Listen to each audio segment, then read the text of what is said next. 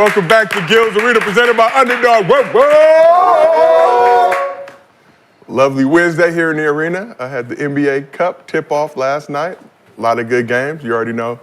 Got some things to talk about. How you feeling today, Gil? You looking spry? You were out there walking around.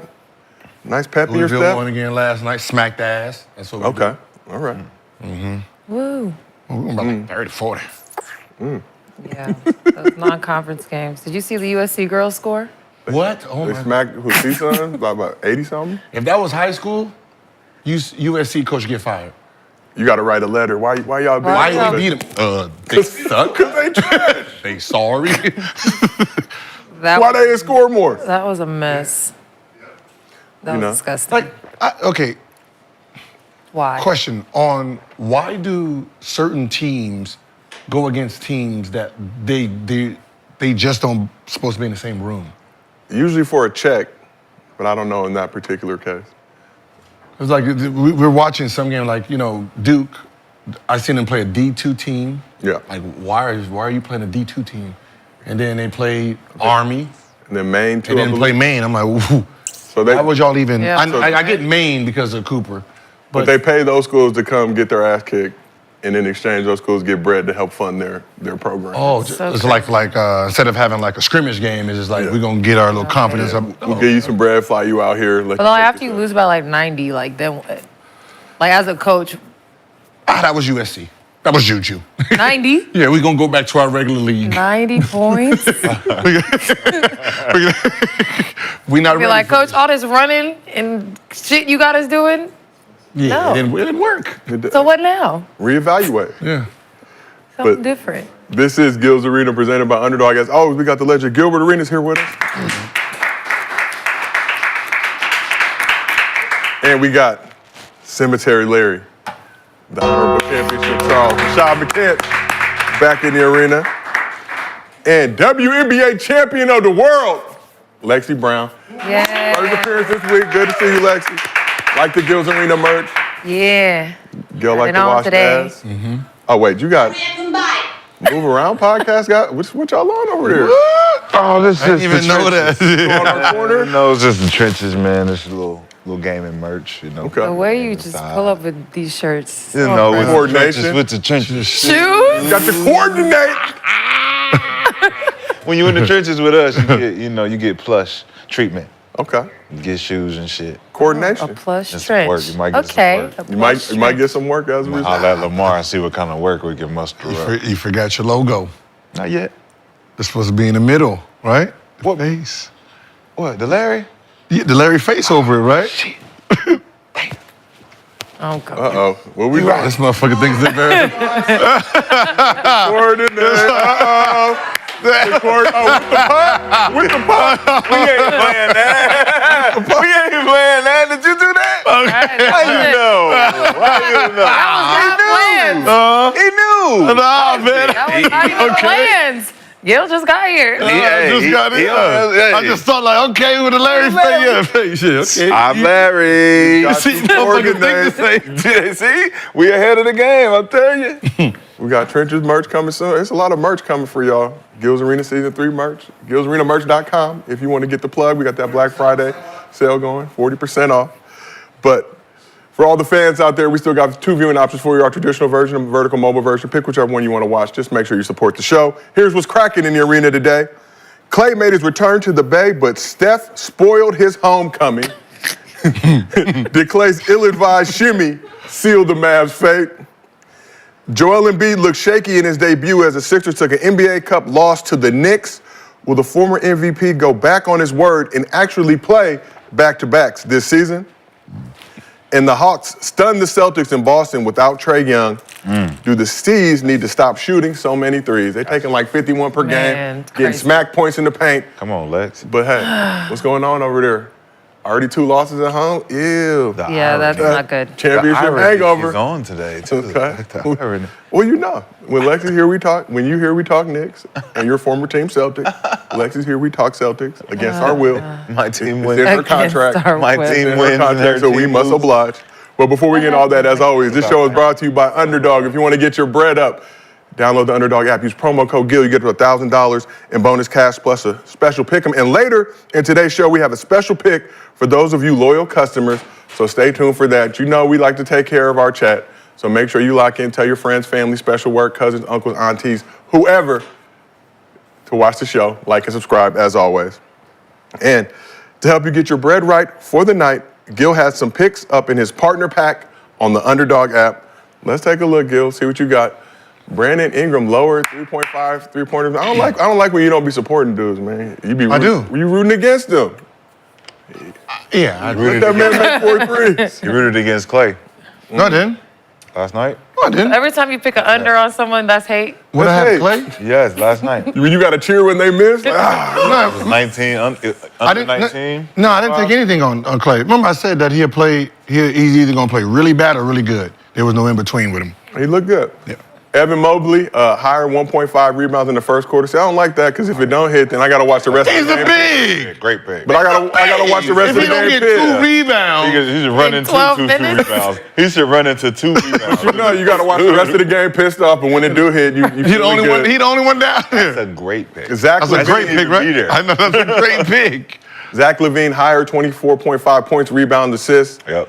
Bulls coming to New York tonight. Knicks had a game last night. He has to do that. It seemed like It's a Garden. They always, that star always get a little extra. Hey, something fishy with these picks. Hold on, Norpal, 24.5 points, He rebound, been assists. That's the killing. higher end. What y'all doing over there? Y'all trying to lose bread? Underdog. Ain't he that averaging today? like Yeah, that's 20 mine points today. right now? He's averaging 26. Let me go He ahead averaging and like 20 points, right? Or they know, know yes. something. They know Right, something we don't. exactly.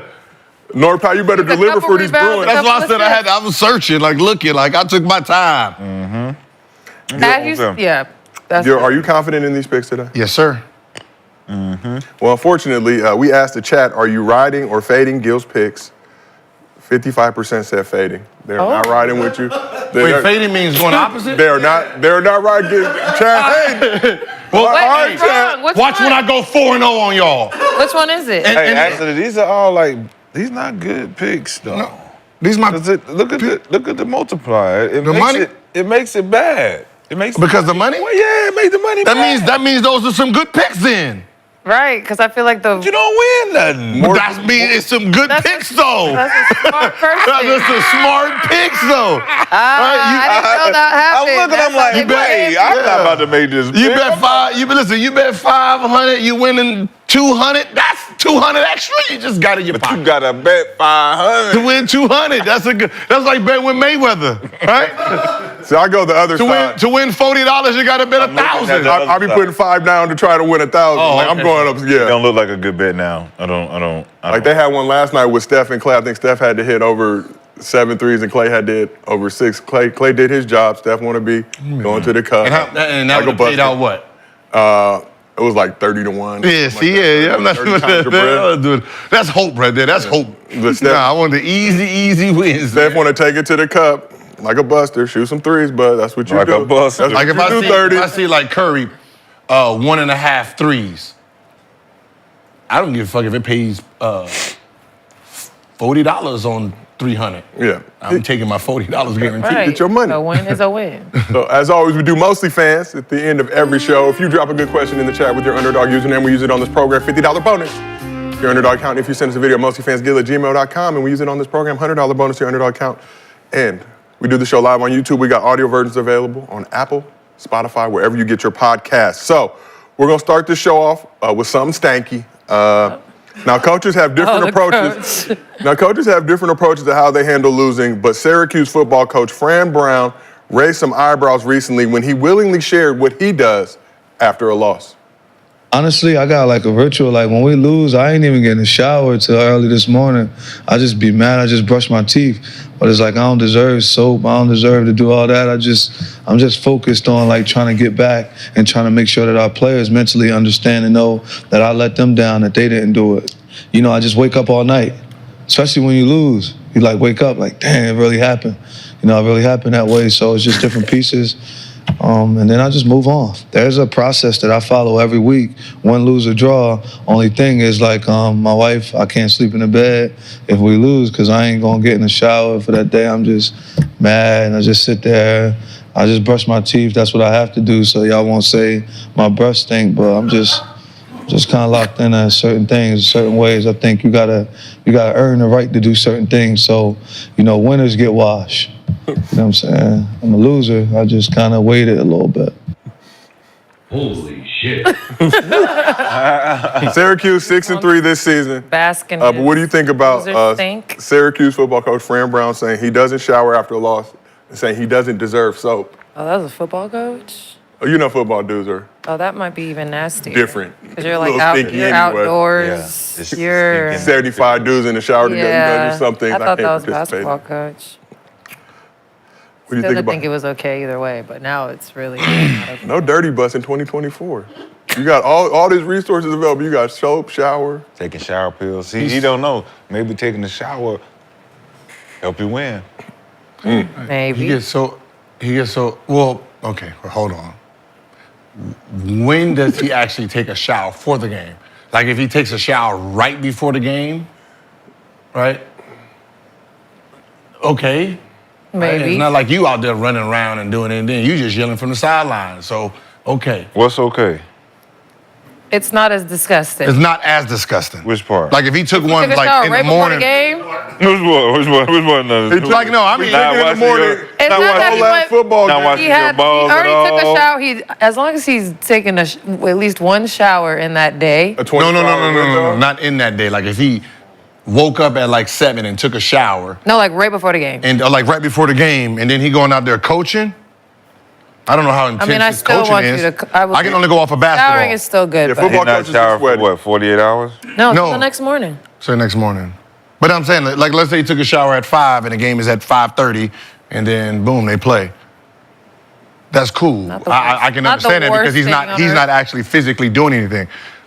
Like I can only go off of basketball. I know, like let's say Doc Rivers, right? They be sweating like shit. Game's at 7:30. He takes a shower at 7, right? Doc takes a shower at 7 for a 7. No. I'm just saying. Okay. No, because they don't have to be out there until like 10 minutes left.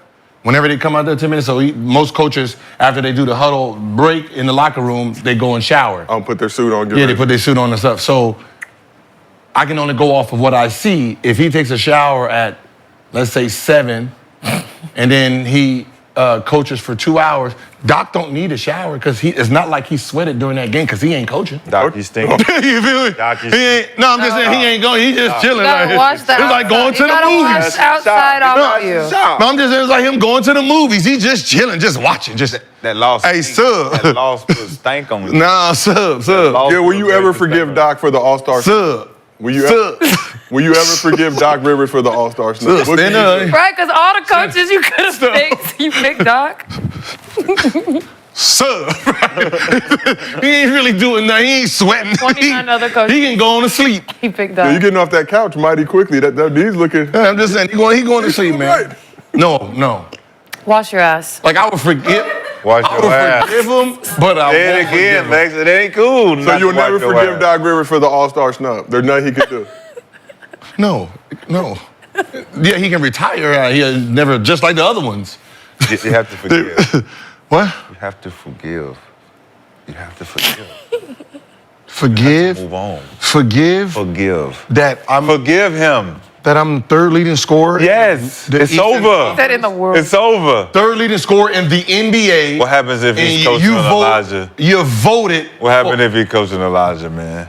Forgive him. You gotta think. I'll wait till that time comes. Forgive him. You I think got- you still gonna And pick I Doc? sent him a fruit basket. Oh, shit. I sent him a fruit basket You still- every year. So that means banana was soft. He said the bananas was soft. You talked to Edible Rangers. You talked to Edible Rangers. I did my part. I used my credit No card. papayas. There was no papayas in there. You had basic run-of-the-mill fruit. I sent man. 16. After my first one, I sent 16 baskets. Brown nosing. And then averaged 29. And y'all voted against me Listen, for some dudes that wasn't even on the level. My team was 4th. I'm averaging 29. And y'all voted against me. Forgive him. Now I'm over here praying for somebody to get hurt, which someone did. Stop. God heard the cry. That was not God, Gil. He will. He will. That was not God. Like Jermaine O'Neal, my buddy, but when they said Jermaine O'Neal's out, I'm like, yes. If you forgive him, we can put him in the body bag. You can put Doc in a body bag with forgiveness. Oh, because they get close to you. Yes. And then you can zip Close them up. enough. Whack. Yeah, because I've been chasing him. And Yeah, man, you gotta forgive him. It's really not him. It's all of them. But he's the easy target right now. It ain't really got nothing to do with Doc. Giving It just punching he bag at the represents. moment. Look, he represents them. You right. So we asked the chat, are you okay with the football coach not showering? 72% said gross. Damn. But more concerning, 28% said it's fine. All right. Yeah, that's not. Ours is That's, 30 bucks. That's not fine. All right, well, let's That's disgusting. keep I it wonder. moving. How many people go throughout the day? And not No showering shower pills. You know shower pills. How many showers do you take a day? Day? on average. One to wake up, and then I go work out, and then I take a shower after. So that's 2. And then when I wake up from my nap, 3. And then so 4. Wait. How do you get from? You take 4 showers a day, Gil? That's I take around 3. Because I can't, like, when I wake up, my body just wants to, it's like wake up, shower. I take 2 to 3 a day. Like, I don't know. It's just, it's really a bad habit. Like, if you look at my water bill, you're going to be like, what the fuck is You said you lay down in the shower. I lay down, I sleep in there, I be chilling. Yeah. You know? You got money. Damn. He's living good. Stay Hey, you know the little plain things? Yeah, the neck pillow. The neck pillow? Oh, yeah, I got a neck pillow. The same one. After I'm done, I just, hold it, put it right there so the water just drip out as I dry. know Yeah, that shit you know we had a stinks. water leak here in the arena Oh, that because shit of moldy, your shot. bro. My son. He don't know the tricks. He wanted to do the same thing. You splash it, it's too powerful, it's gonna leak under. He fucked the whole house up. Nothing like his daddy. But let's keep this thing moving. The NBA Cup kicked off Tuesday night with an 8-game slate, but all eyes were on the Mavs-Warriors game, and Klay Thompson's returned to the Bay for the first time since taking his talents to Dallas in free agency. So it was an emotional homecoming as Klay was greeted by around 400 Warriors staff, all wearing captain hats as he made his way to the visitors' locker room for the first time in his career. And during pregame introductions, the Warriors played a tribute video, and his former teammates, including Steph and Draymond, along with the Warriors crowd, showered him with love.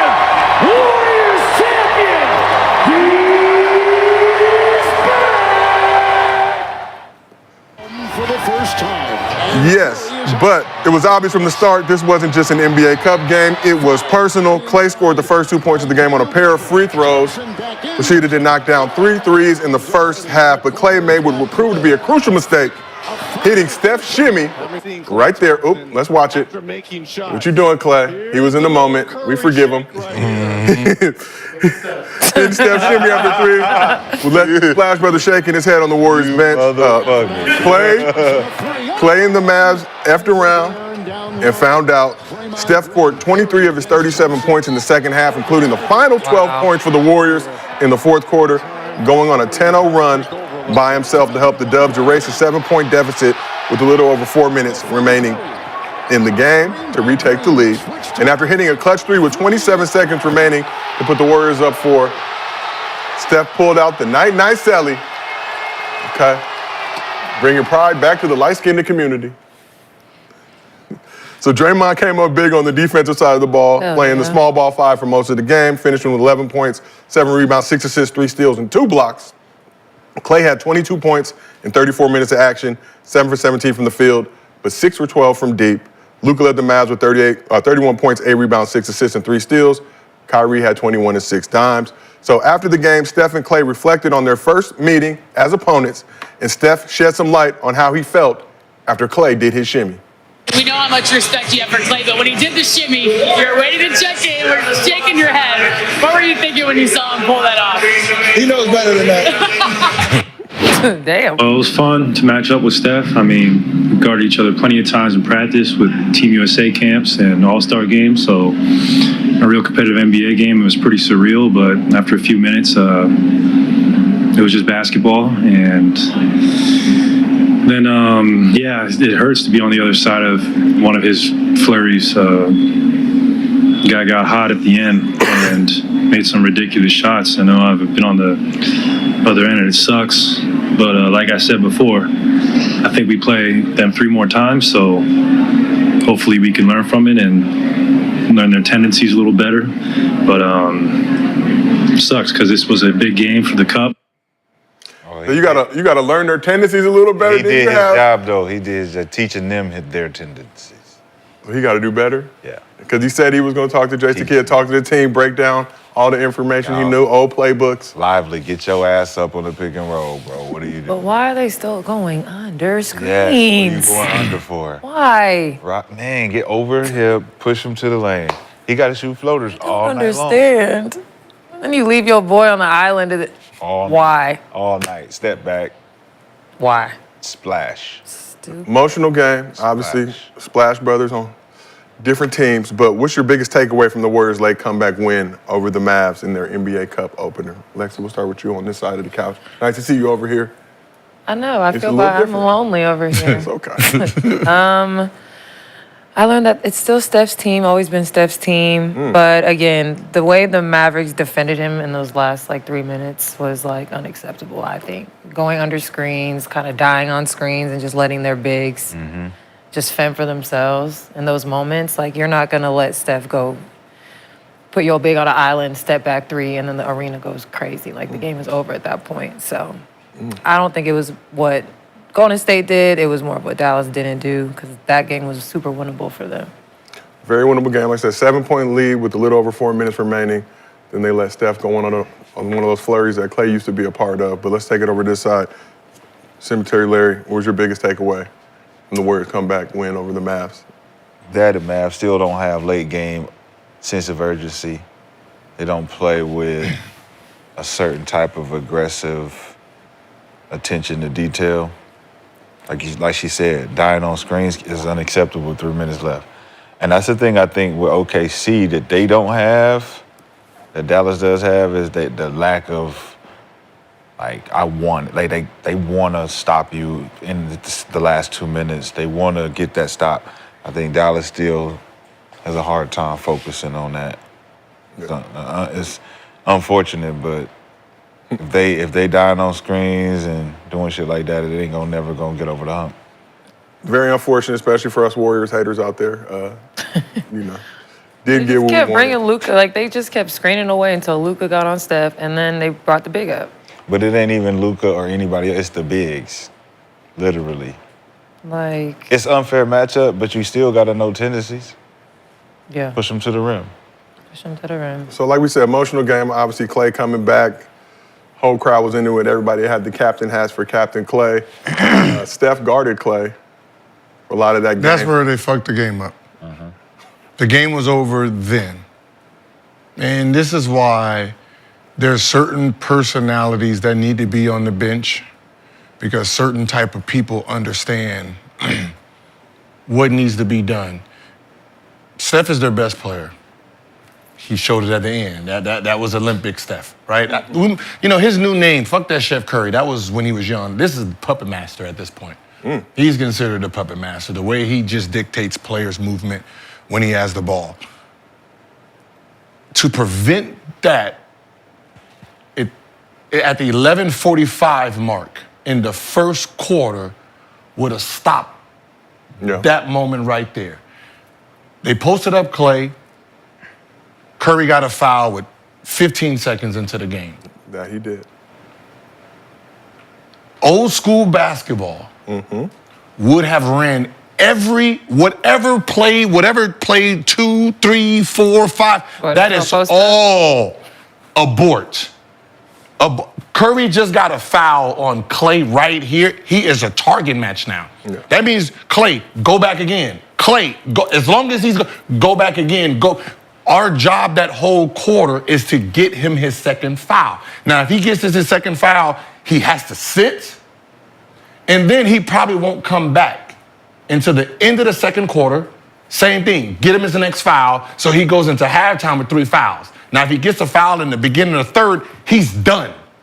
We don't have to see Steph until the fourth quarter, which he's gonna come in at the top of the fourth with 2 fouls to go. He gets his fifth, he's gonna have to sit to come back in with the last 3 minutes. That's how you were supposed to play that game. Once he got his first foul, whatever your game plan was, you abort that shit. It's now targeting Steph Curry. Yeah, but he did try to go back at Steph, and Steph tripped him. I think. Cool. Just letting you know. Play after play after play after play after play. He can't afford to get another foul in that quarter. Right? I don't care if he got it, you tripped in this. Run it again. Run it again. My job right now is to get him in a second foul. I don't give a, there's nothing else that's important. If Shaq get a foul with 15 seconds left, 15 in the court, motherfucker, I'm trying to take charges. Hey, take a charge. Don't even try to block his shit. Take a charge, hit him, let him hit you back. He's running down the court. We trying to stand in front of him. We want his second foul so we don't have to guard him anymore. But only a scorer would know something like that. There's no way in God's green earth if Steph would have fouled Kobe would have shot the next 15, 20 shots trying to get him his next foul. Because how's Curry going to have to play him? You're not going to be aggressive. You're going to back up, do this. All right, shot. He going to stay on the ground on all shots. If you got a foot in front of him, he's going to let you go. I mean, but how long do you do that before it starts like disrupting Dallas? Like, I know you trying to get Steph in foul trouble, but it's like he's smart enough to stay. I wouldn't do that. I run offense that's going to Just score. put in situations for Steph to either switch guys that aren't normally going to be on the scorers, or Steph's going to have to give up easy twos. He had to give up easy points. We put him in situations where the players don't have to dictate breaking the play. We're going to run the play specifically for this. And I think the coaches... Nigga, that's what I just said. I know that's that. one. Oh, okay. Okay, No, I thought you said I wouldn't do that. Then you just said everything you... not from what- necessarily. Oh, well, she said... Not Oh, necessarily. I'm sorry. Not necessarily Klay, but just getting Steph posted up. whoever... You and Shot are on this side of the couch. You guys never really aligned. No, all I heard is I wouldn't do that. So much competition with me. I'm like- I heard you said I wouldn't do that. see what I'm saying? I be trying to be on everybody's team, man. I thought you said no, I wouldn't do But I get it. Well, yeah, though. no, if it's I get it. anybody posting up, then yeah, I get it. Yeah, man. The coach, it's up to the coach, man. Like I get what you're saying. Like the players should recognize it and do what they need to do, but sometimes the coach need to just put the fucking plays in that's gonna put pressure on the players that got fouls. Like that. It shouldn't have to be, we got it. Coach already know. Like, no, he in foul trouble. We going right at him. But Jason Kidd used to do that by himself. Lawrence didn't have to tell him. He would do it. He's like, oh, no, run it again. Run it again. That's what I'm saying. It's like, wait, how you got an old school coach who literally did that? It's crazy, bro. It's weird. Like, I got an offensive foul in the first, like, God damn. The next play Jason Kidd is running is a drop for himself. Yes. With Richard and fucking Vince. So he gonna drop it. If I'm playing it right, he gonna call for a screen right there on the block. Yep. Do a pick and roll, how y'all play it. Easy. He gonna pump fake to see if I'm gonna jump. If I jump, he gonna try to get that foul. Like You would think. Sam Cassell, he used to target me. Yeah. I never got out of the first quarter without 2 fouls. Every time. Man. Every time. Man. Like, I used to just hate, like, I don't want to guard him. Like, here, now bring him over here, pick, switch it, come on, here we go. You would think. Maybe like foul one. With Luka and Kyrie being as good as they are one-on-one, that they get every single guard in foul trouble every game. First line, back line. Both of them 2 fouls each. First half. Because you can't guard me. But I don't see Sometimes I feel like Kyrie, he's too fast sometimes. He gets a lot of those fouls Too by the easy. bigs. Yeah. He just gets right past that first line, and he gets fouled by the They should be second line. dangerous. Yeah, They should be dangerous. If they could play defense, they'll be dangerous. Man, but that was the only takeaway I seen. I'm proud for Klay. And what I'm proud for is where he lost his swagger, he got it back. Right? When you feel like you're not loved for the things you did, and I think that's how he felt all year, right? Reading the paper, the little cackling boos here and there when you miss shots. He didn't feel like he was a 4-time champ that last year, and it showed in his play. So I think when he got there, they showed, we do love you here. So him going in, you can see the smile. You can see, I almost cried for him. Yeah, it was really sweet. Yeah, when I seen the end, you can see him looking because most players. Wait, hold up. Hold up. Oh, you almost what? Get him. Cried for him. Get him. Like I don't felt cry. like I felt an emotion. You actually felt an emotion? Yes. Wow. Like a tickle. No, like Like a tickle. Like one of them. like because you know how I left DC, Yeah. right? You have this, you put this persona in that everyone hates you, Yeah. right? And you like, all right, everyone else, I'm on the stoic type of shit, Yeah. right? And that's what he's been. No, these are the ops. That's where all that comes from. So when he gets to that building and 20-some thousand people, it's like, no, we love you. Yeah, facts. We love you, dog. Right when he Like, entered the building. from when he entered the building, He it was tried to come on that serious class tried to be joint, so but as he kept making that serious. walk, and I said over 400 Warrior staff all in. 400, So dog. the Warriors knew what they were doing. We're gonna butter you up. We're gonna try to get you out your zone. I don't respect that. Stay on your side. Yeah, nah, but like No, I'm even when they called his name and they doing a video, like you seen him look at the video like He was trying to be. and he's watching, like you can see like slow. whatever wall he had is like, that they didn't hit the open button. And it's just coming down and he's like, It's reminding him. yep. I was that. I was that dude. him. Yes. I was I him. must When have I was forgot. here, I was him. Him. I'm about Him. to show him. So another interesting part of it after the game. So before this game, during those pregame intros, Steph was supposed to address the crowd, give Klay some love. Apparently, Klay had previously said he had really no contact with Draymond and Steph, but Steph and Klay, I guess, texted the night before, squashed that, just said, let's stay on your play. side, I'll stay on mine. Yeah, Let's go see, get that's it. what I said. I was. But it didn't matter. You could already tell they had him from the jump. It was a thing, man, where they really appreciated, what he did, and I think whatever negative cloud he had has been lifted, right? Wherever you lose your superpower, for you to gain it, it has to be in the same fashion, right? He didn't feel loved in Golden State, and when he left, and he felt loved, and you can see it by the performance. So I think moving forward, he's going to be the old Klay. Good. Glad they He's got kinda- this out the way early. Yeah, look right here. Right? Think about when he left, when he came back from North Carolina on that visit. Right, he was cheesing, right? He had the North Carolina spirit in him. Started wearing light blue. So I'm gonna be real. I watched the live.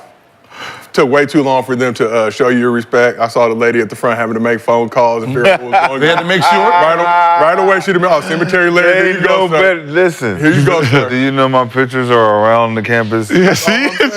Beware. That's all I'm saying. Nah, he like Bounty on his head. Yeah, they had to kind of bounties off. She talked to 3 different people. That's what I- Wait, did you say, who did you say again? He's where? He swear? In front of you. Okay, be silent. Say no. Wait, hold on. Blink twice, okay? Maybe he might go away. We're coming right away. Okay, do not move. Don't get him out of sight. Don't let him go nowhere. Okay? As soon as he got there. No, hey, it is him. It is him. It is cemetery. So let's get into the Klay situation a little bit deeper. So much has been made about Klay's departure from the Warriors, with both sides feeling some type of way about it. Let's get into it. After Klay tore his ACL in Game 6 of the 2019 NBA Finals, Warriors gave him a 5-year, $190 million max contract. He missed an entire next season recovering. Was slated to make his return for the 2020-2021 season. Suffered a torn Achilles playing in an unsanctioned pickup game in November of 2020.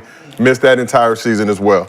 Klay was about a month away from returning to the Warriors and 10 pounds above his playing weight when he suffered that second setback, and has admitted it was a mistake. He was doing his own thing in LA. Wasn't really rolling with the Warriors training staff at that point. He was working out LA doing his own thing. Said he was about 10 pounds overweight when he was playing in that pickup game, and it happened. So came back for the half of the 21-22 season. Obviously, they won the chip that year. And he played most of the next 2 seasons. So Klay felt he was deserving of a contract that reflected all that he's done for the team.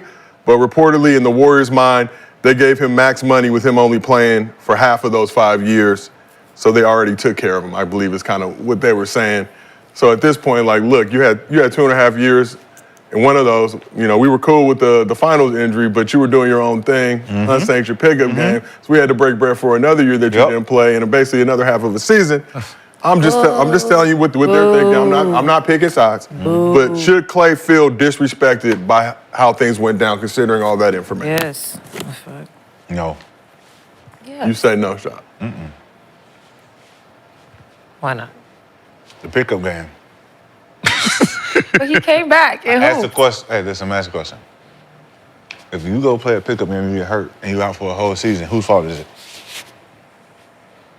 Whose fault is it? I mean, there's I no mean, one's fault to mine. get hurt. It's part of. Then you go do some not a part of the organization shit, and it sets you back even more, and you're out in a whole nother year again. Whose fault is that? That one I would say. is Okay, fault. two things is your fault, ain't got nothing to do with us. We paid you that money, and you got paid while you made your own mistake.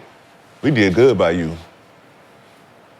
Well, We did good by you. Well, that's not necessarily how contracts work. I know the contract, but as far as me and you making good faith, So if, say Me and he you got, looking at say each other he in the got eye? these injuries under the Warriors' watch, then it'd be different. yes. And I would agree in that regard. And Klay has said as much. He admitted, like, he should have been more active with the Warriors training staff, their medical team, kind of his recovery. He was doing his own thing, was a month away from coming back to the team, playing pickup. Obviously, unfortunate, tragic injury that Getting caused him to punished miss. for getting hurt, coming back, winning you another championship. Like, what? But what's spectacular Listen. in that 21-22 season, all things We considered? kind of replaced you with Jordan Poole for that season.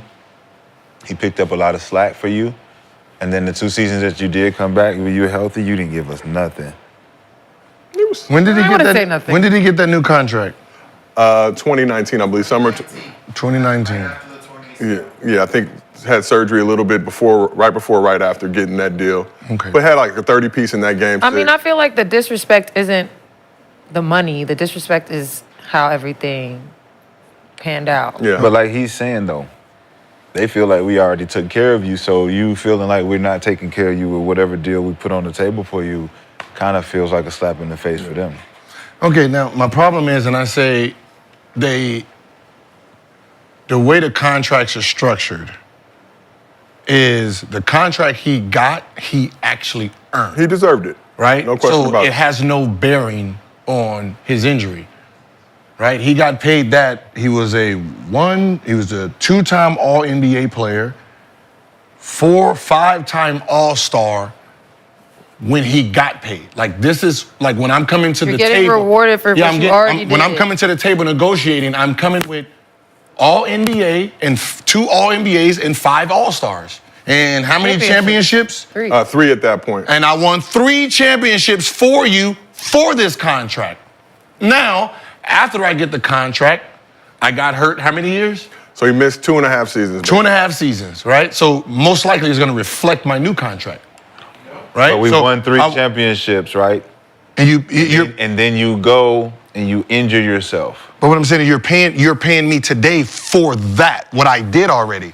So you're paying me for what I did. So I won 3 championships for you.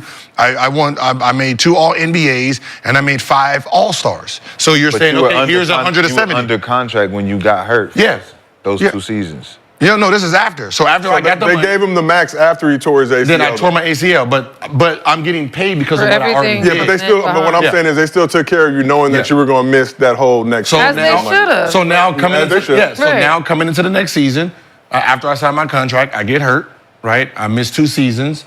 I won a championship. Came back and balled that 21-22 season. Let's I won a keep it real. championship. I averaged 20 that year. When I came back, I only played 32 games, right? And then the next year, I averaged 22. Then the next year, I averaged 18, right? Yeah. So so I didn't play 5 years. I played 3. Now, what am I worth off these 3? Yeah. Is the thing. What am I worth off? You said- I'm not worth the 127 or the max that I would have got if I wouldn't have been hurt, but I'm worth more than what you was offering. No, it's not, because you told me you worth what I give you. True. No, true. So I think You worth what I give So you, wait, what did they- boy. what did Hey, they I'm say giving you on this, you take it, you ain't worth it. 40. it was the reports of a 2 for 48, and I think the final straw, I believe, was this summer. Him and Steve Kerr met for breakfast, Manhattan Beach, and it was something along the lines of like, you know, we got some other guys we got to take care of first, but we're gonna take care of you. And I think at that point, Klay was just enough is enough. And then you go back to last season, getting benched at times, them kind of rallying Yeah, behind Podziemski. that's the disrespectful part. You know, It was like Yeah, that's a it. bit 22 carrying- 1 y'all- year, they was carrying 18. on. That was a coach thing, though. Again, Right, but that's still disrespect is disrespect. That's the same. 2 year 48. If you take the name off and you say, all right, he gave me 22, That's a good two deal. assists, 4, it's a great deal. and then the following year 18, 2 for 48 is A great deal. yeah.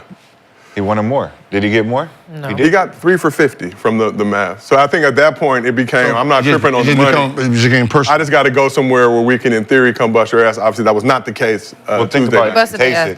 though. Think about if he takes it, what happens? 2 year 48. Nope. Yeah, if he takes that with the Warriors, what happens? He comes off the bench for Podziemski. Who the fuck is that? For who? He ain't even But starting He's now. not even That's playing who he was anymore. coming off the bench for That's- before and he that- even and wait, and he that's left. what is So making the disrespect even crazier. That's what I'm saying. 'cause So that why kid would is I not even take it? playing anymore. Why would But I they were, take it? they were really high on Podziemski. Like, why would I Yeah. take that And deal if you knowing I'm play, gonna come off like, the bench? hold up, dog. For him. I respect curly perms, but hold up. The curly perm Caucasian, I respect it, but wait a minute. Everything I done for y'all. That's what- Like the guy who 17 minutes yesterday took 2 shots. Why? Podziemski? Yes, he ain't been playing Sold well. on him. They Sold were. on him. I mean, they were, but He's playing. Yeah.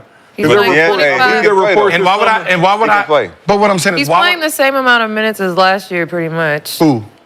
Podziemski? Yeah, it was just. It was dumb. And you're Klay, you see Draymond get paid. It's just It was a way. It was. It's my time.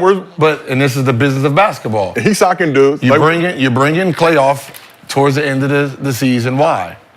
devalued. You turned down your 2 year 48, so I need to devalue you. So we're seeing it Yeah. this I'm year bring with out the commitment. bench. You've said it over and over and over. bring you out the again. bench. You know, 2 year for 48 is a great deal, buddy. It's a tactic. It's definitely It's a a tactic. For Right. sure. And in fairness, the Warriors obviously got Buddy Hield, got Milton, got No, Kyle they got Anderson. great None of them start. But my point is, they replaced their bread they were going to give to Klay With 3 people. with guys who were performing and producing right Mm-hmm. now. Buddy Hield has looked solid Yeah, in but and he out was of the playing really lineup. I'm good. just saying, Milton looking They good. feel like that's a better investment. That's what I Well, feel like. the- They went there with that. They was- went in there- that there's been direction because they bridges knew they burned, could get some so- pieces like that. So how much money did they spend this summer? Between those two guys, Between those 3, let me double. 3 guys. Yeah, I got 3 for the 1. That's a good deal. It's a little bit more than what Klay would have got, but What I'm saying is, I get 3 for 1. How many are they using right now? so Milton signed a 1 year, $13 million deal. Buddy Hield, I believe, signed a 4-year. Was that like 17? Around like 38, 40. 4 year, 38, 40. Milton. And what is Milton averaging? And then Yeah, Kyle so they got both of Anderson. them for what they was gonna pay Klay. Kyle Anderson signed a He's 3-year averaging deal. 10 plus. Yeah, I mean they won. It's a better deal. hell yeah. It's a better deal. Kyle Anderson signed a 3-year, $27 million. And I didn't even 3 years, Kyle 7 million. Yeah, they 3 year, could say. $27 million. Nah, they didn't need that. Gil, don't He just- gonna play good for them though. Down Where's the he? stretch. No, he's no. basketball IQ. These On the stretch. contracts. I don't need the crazy. basketball IQ right now, man. I need Contracts are shooters. so nuts. I need shooters. I can't even put them in the game. Need a Boris Diaw when Draymond fuck up. And then Hill's contract is partially guaranteed, but That's Oh no, that's guaranteed. That's fully. fully now. Oh, they gonna Or let him not. go. Already. They gonna let him so go. Hill's basically guaranteed 2 years, $21 million. Okay. Yeah. Well, so 2 years, 21 plus the 1 year. So what? Yeah, it's about the same, right? It's about the same. So yeah, they got a 2 for 1. You got basically out of those 2 players 28 points. Better deal. And that's a better deal. Reflected, obviously, with the Warriors and how they're doing now. I personally wouldn't have did it, but sentiment. So you see it on both sides. What's the other deal to do though? Keep my guy. Keep Klay? I'm about loyalty, man. Principal. Hey, listen. That's why. They This jumped. is a basketball. Hey, man. Hey, listen. This is a basketball. We didn't have a shit before. We didn't have a shit before them light skinned boys hit America. I believe They like Columbus. What they call it, Columbus? I believe they are. No, I'm saying you call it Columbus. Before Columbus hit here, we didn't know. When we drafted the light skinned boy with the ankles, and we drafted the other one who don't have no facial features, right? That because he looks. Gil, easy. what? When he first came in, he looked easy to draw. Like, yeah, we can just put the eyes, the nose, right there, the mouth. No, there's no. We don't need no details in this Stop it. one, right? Before they got here, we wasn't shit. My team is worth $1 billion. Just one. 4 championships. And then, Change then the way everybody plays basketball now. and now we can Or better or You can just draw, just circle, nose, face. That's Klay, right? You know details. Disagree. No details on the Disagree. face. Y'all And then screwed. 4 championships later, and my team is worth $8 billion. It's eight. Shout out to him. You know what I mean? My team is worth $8 billion. That means I don't- like 7. It's nasty You work. pumped my team up $7 billion. I don't give a fuck about 2-year 50.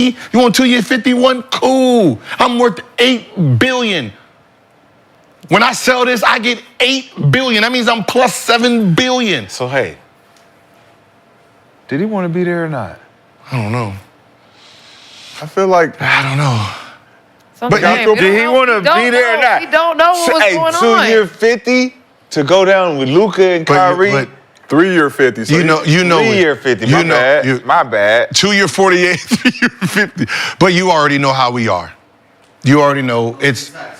Nah, fuck the tax. No That's true. But Fair. you know how we are. Oh no! And they When- tax out here. I don't think he's gonna be there. No. Taxing out here. Once I you, don't think he's gonna be there. once you feel like you don't Yeah, want me, I wouldn't want to be there either. once you feel like you don't want me, God damn it, I'm mentally okay, cool. Remember, we talked about not breaking up the band, riding off Yeah. in the sunset, and all being cool and dandy. But then Klay, like, listen, abandon ship, I mean, we talked about that, abandon ship. but we also talked about them prioritizing Steph Curry Keeping him in the final abandoned. years of Yeah, his career. him by Cool. himself. And- Yeah, But he's Isolating if Steph. there's a hierarchy, let's Yeah. just keep it real. It's One, Steph, 2. yeah. But then they we showed that figured out who was two. Draymond was we two. was talking Well, about his, who two was. his contract was up first. Okay, cool. That Got that ain't got nothing to do with me. Right. What's up? Want my new boat? I need a new boat. All Want my that, new boat? yeah. Want my new Couple boat? dogs, Like, couple dogs. why are we negotiating? Where's the new boat? Like, you know, SS Klay Minto. Where's that at? Is that the day where we go? Yeah. Like, you know what I Like, mean? there shouldn't have been no Like, negotiation. There's no negotiating. I'm not asking for $100. Yeah, whatever you know is nice. Like 2-year 55 in a boat. Nice, I'm good. nice. We cool. We locked in. They acting like this Yeah, this is that Klay. right. They didn't do it right Right? at all. Right. They didn't do that right at all. Black- That's why I think he looked at it like, That might be why he's calling them. I don't like the way y'all doing Like, this. Y'all went out y'all way to sign Draymond after he just did what he did. And I'm sitting here like, 48. check my fucking passport. 48. Let me 48. check my passport. 48 too. Yeah, it's Klay Thompson. It's me, okay. Right? Like, That picture is me, right? Yeah. that's billboard is me. Yeah, that billboard is me. The Marines. Hey, it says All Splash. them- all them It says banners? Splash Brothers 1 and 2. Okay. It is brother. It is Brothers. We're brothers. brother. Like we like. Hello. And a singer in color. And we're lighter than Give me a high five. Like I listen, I get Pops is a main character, but it is brothers. It is brothers. It's the Wayne brothers first. Right? Got to make sure them two is on the. It was principle. Yeah, that's. Because he has enough money, obviously. So But, it's you know- about principle. You know what's better than some money? Some more money. All right? You can never have enough bread. Fact. Yeah, you can't let it go. You can't let a guy go negotiate because it's just like anything. The person who's trying to get him, that grass is greener in that moment of time, right? You know, I'm gonna woo you. Right? I'm gonna have whatever you need. I don't even know if they have water in Texas, but we're gonna find some, right? You know what I mean? It's just We're come gonna on, you. build you a lake. Yeah, we're gonna build you. We can build it. Yeah, Whatever you want. whatever you want. They phone Hearing something that he ain't heard in a whole year. Mike Whatever Dunleavy. you want here. We want you here. We want you. They split up. There's the no we game. gonna we gotta look at somebody else first and then we'll get back to you. There ain't no get back to who. Right. Get Steph back. Curry back looking to- like Dewey Cox out there, man. He ain't got nobody to talk to. He losing his mind out there. And I know they do it because I got the call when I was a free agent. We were supposed to talk at 12. I got the call like 2 minutes before 12. Hey, Baron Davis just opted out. He's going to Clippers, so we're gonna offer you the max. And I said, oh man, I just bought a house. No, we got a $5 million house for you and a helicopter. What? Okay. Say it again. You had a $5 million house, so the max for back then for me with them was 5 years, 101. And then, because I was like, well, my max here is 127, so that don't even make sense to me. Because I don't know, we'll make it up. right? We got a $5 million house paid for is yours, and then we got a helicopter, and then whatever kind of cars you want. We'll get it to 127. So you mean walking into negotiations, you can't tell me shit. I ain't trying to hear shit y'all got going. Come to the table, baby. Come to the table. I got paradise back in the Bay. Must be nice. So we asked the chat, should Klay feel disrespected by the Warriors? Nearly 4,000 votes. 57% said no. Said Y'all haters. we did what we needed to do. Haters. Because it's winning for them, right? They care about winning, so. The motherfuckers started off 0-8 and Buddy Hield was playing like some shit. Oh, trust me. Hey, yeah, that Facts. made Off with his head. Real kind of nasty right now. How good they're playing? Yes. It's But And they then were they talking beat them. about And they just they beat were them. talking about on the telecast how deep they go on the bench, and how that they're saying it's gonna be problematic at some point. Who, the Warriors? For the Warriors? Yeah, which I was like, is it though? not really because Nobody got a Everyone is bench. buying They're into running this. fast. If they're If playing everyone's fast. buying into this system that they're doing, which is this run and gun shit, Yep. I don't think it's gonna be I problematic. seen Buddy Hield run into 3 teammates chasing the ball, trying to get a shot off. It was so funny. It was like, They he's said they're "Give me- playing like 11, 12 guys yeah, see, right now. so moving forward, man, Gary Payton Jr., Gary Payton, he's gonna be spot minute type guy, right? Moody, we don't need you right now. Man, Moody's been balling, He's though. been playing, yeah. and Pozinski, we don't like. You like the ninth man, right? Right now, like we didn't see Buddy Hield playing this well, so he is like him and Kuminga's the first people off the bench, right? Because you got to remember, in their starting lineup, they're Are they gonna have gonna two. keep- Pozinski's the Melton always- backup. He's did the Melton backup start? point guard. Yeah, Yeah, he's been Has he starting. been starting? nah, Melton's starting. Yeah, He came back there. Oh, okay. yeah. So Melton, He's in the lineup, in the starting lineup going forward. Wait. But I see what okay. kind of lineup you looking at where Pozinski is number 9. He don't come off as first point guard. I'll put Melton as a first point guard off. Bring him off the bench, first point guard. Yeah. Don't start him. yeah, like you starting 2 point guards. So basically, yeah. what ends up happening is you start both of them, and then the first sub is him. You bring in Buddy Hield, Yep. and then bring in back Milton They're for gonna keep Curry. Hield on the bench. But they the whole keep year. Wiggins or Kuminga in. So Podziemski currently playing the 4th most minutes on the squad right now. He's That's averaging what's up. 26 minutes a game, but he's telling you, averaging they're playing 25. I'm just so saying. many they're- guys. But they're, but these guys are So Buddy's coming off the bench. Yeah. He's gonna stay coming off the bench. Yes. That's his favorite Dang, spot. now he got. Like, I mean, I'm not gonna. off he the bench catching my averaging boy 8. Peyton for 6 man. Yeah. Buddy averaging 18 a No. game, playing 25 minutes a game. 18 I'm just a saying, game. these dudes know when they get in, I got to get 18 my buckets how many quick. minutes? 25, 25 minutes, and he averages what? 18 points per game. And what's Pozinski averaging? So Podziemski's playing 26 minutes a game. He's averaging 8. Yeah. See, so like, That's great. No, that's good. yeah. So what we That's thought, good. what we thought we was gonna have is we don't have it. Okay, so sir, you're gonna be the 9th spot. You did good last year. You gave us hope, but hope didn't work out for you this They summer. didn't invest We know where good hope with him. was. Yeah. But Buddy, they got Buddy. Yeah, that's what I said. They lucked up and got So Buddy. Buddy and Kuminga are coming off the bench. Yeah.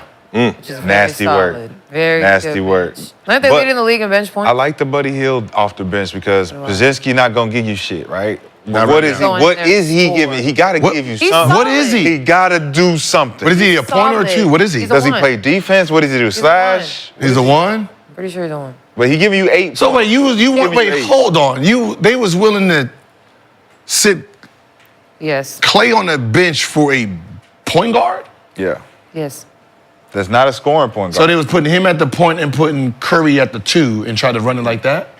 Warriors averaging 58 points off But the they bench had this Chris season. still at that 12 point. points more than the second place Grizzlies. So Yeah, they are Wow, they're killing. getting them bench points. That's a weird one. Yeah. That's what I'm saying. It's not a people. People are so focused on So he was money. he was replacing Chris Paul. Yes. They knew they wasn't going to keep Chris. They needed to keep somebody. You losing Chris and Klay. We're going to double down on So they're like, Kuminga okay, we're and gonna put him Podziemski. in and make him look really, really good. So when we decide, How old is he? 21. Oh, okay. I'm not. Podziemski, Okay, I'm not- Podziemski and Kuminga is who they it was Yeah. it was all very not- strategic on the Warriors' part, which is why it was kind of shit.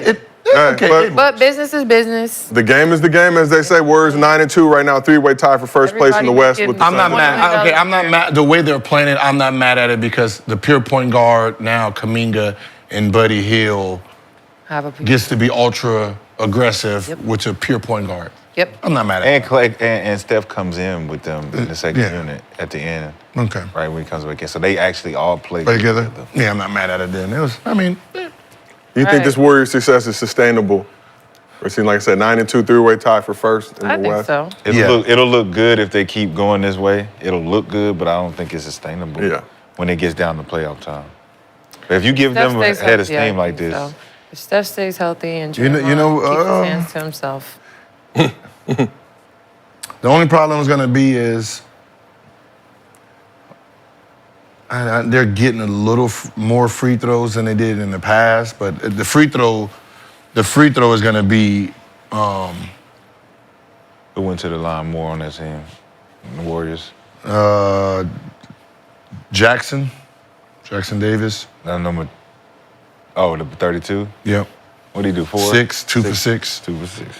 Wiggins 2 for 4. So your big man Yeah, shooting the I most free forgot throws. Wiggins was on the team too. Yeah, Yeah, so they 16 for 27. Wiggins starting. that Oh, he is. yeah.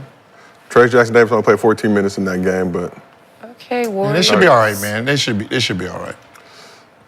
all right, well, let's go onward and upward. Football is in full swing and basketball season is underway. That's why I need to tell you about our special hookup from today's sponsor, SeatGeek. Everyone can use our code GIL10 and get 10% off any tickets on SeatGeek, whether you're a new customer or not, sports, concerts, festivals, you name it. SeatGeek rates on a scale of 1 to 10, so look for the green dots. Green means good, red means bad. No matter how many times you've bought tickets using SeatGeek before, code GIL10 is going to get you 10% off your next order. So take out your phone, open the SeatGeek app, and add code GIL10 to your account. This offer is only available for a limited time, so act quickly. We appreciate you, SeatGeek, for the support. So let's move it over to the East. After missing the first 9 games of the season, rehabbing his knee and serving a 3-game suspension for an altercation with a Philly sports reporter, Joel Embiid made his debut for the Sixers in their NBA Cup game against the Knicks Tuesday. Before the game, Sixers head coach Nick Nurse said Embiid would be on a minutes restriction, would play around 25, 30 minutes, also in line with PG, who played on a little bit on the higher side of that. But Embiid looked a little rusty in his 26 minutes of game action, finished with 13 points. He was 2 for 11 from the field, 1 for 5 from deep, but did make all 8 of his free throw attempts. PG had his best game as a Sixer, dropping 29 points on 10 for 19 shooting, including 7 for 11 from deep, along with 10 rebounds and 3 steals.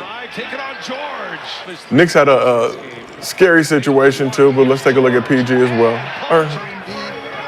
Start of the third quarter, Jalen Brunson left the game with an ankle injury, came back, finished with 18.5 See, assists. Josh Hart, man, goddamn, man, I love a basketball player. 5 for 16. Fuck, I love a basketball player. Can't shoot, cut.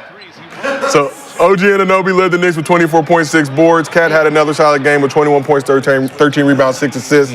Cut. Look Josh- at that cut. Look at that cut. That's basketball. Yeah, no. Look at that cut. Josh Hart messed around, dropped a triple-double, finishing with 14 points, 12 rebounds, and 10 assists. Hey, Josh Hart. 6 Knicks players scored in double figures in the win as they improved to 5-5 on the season.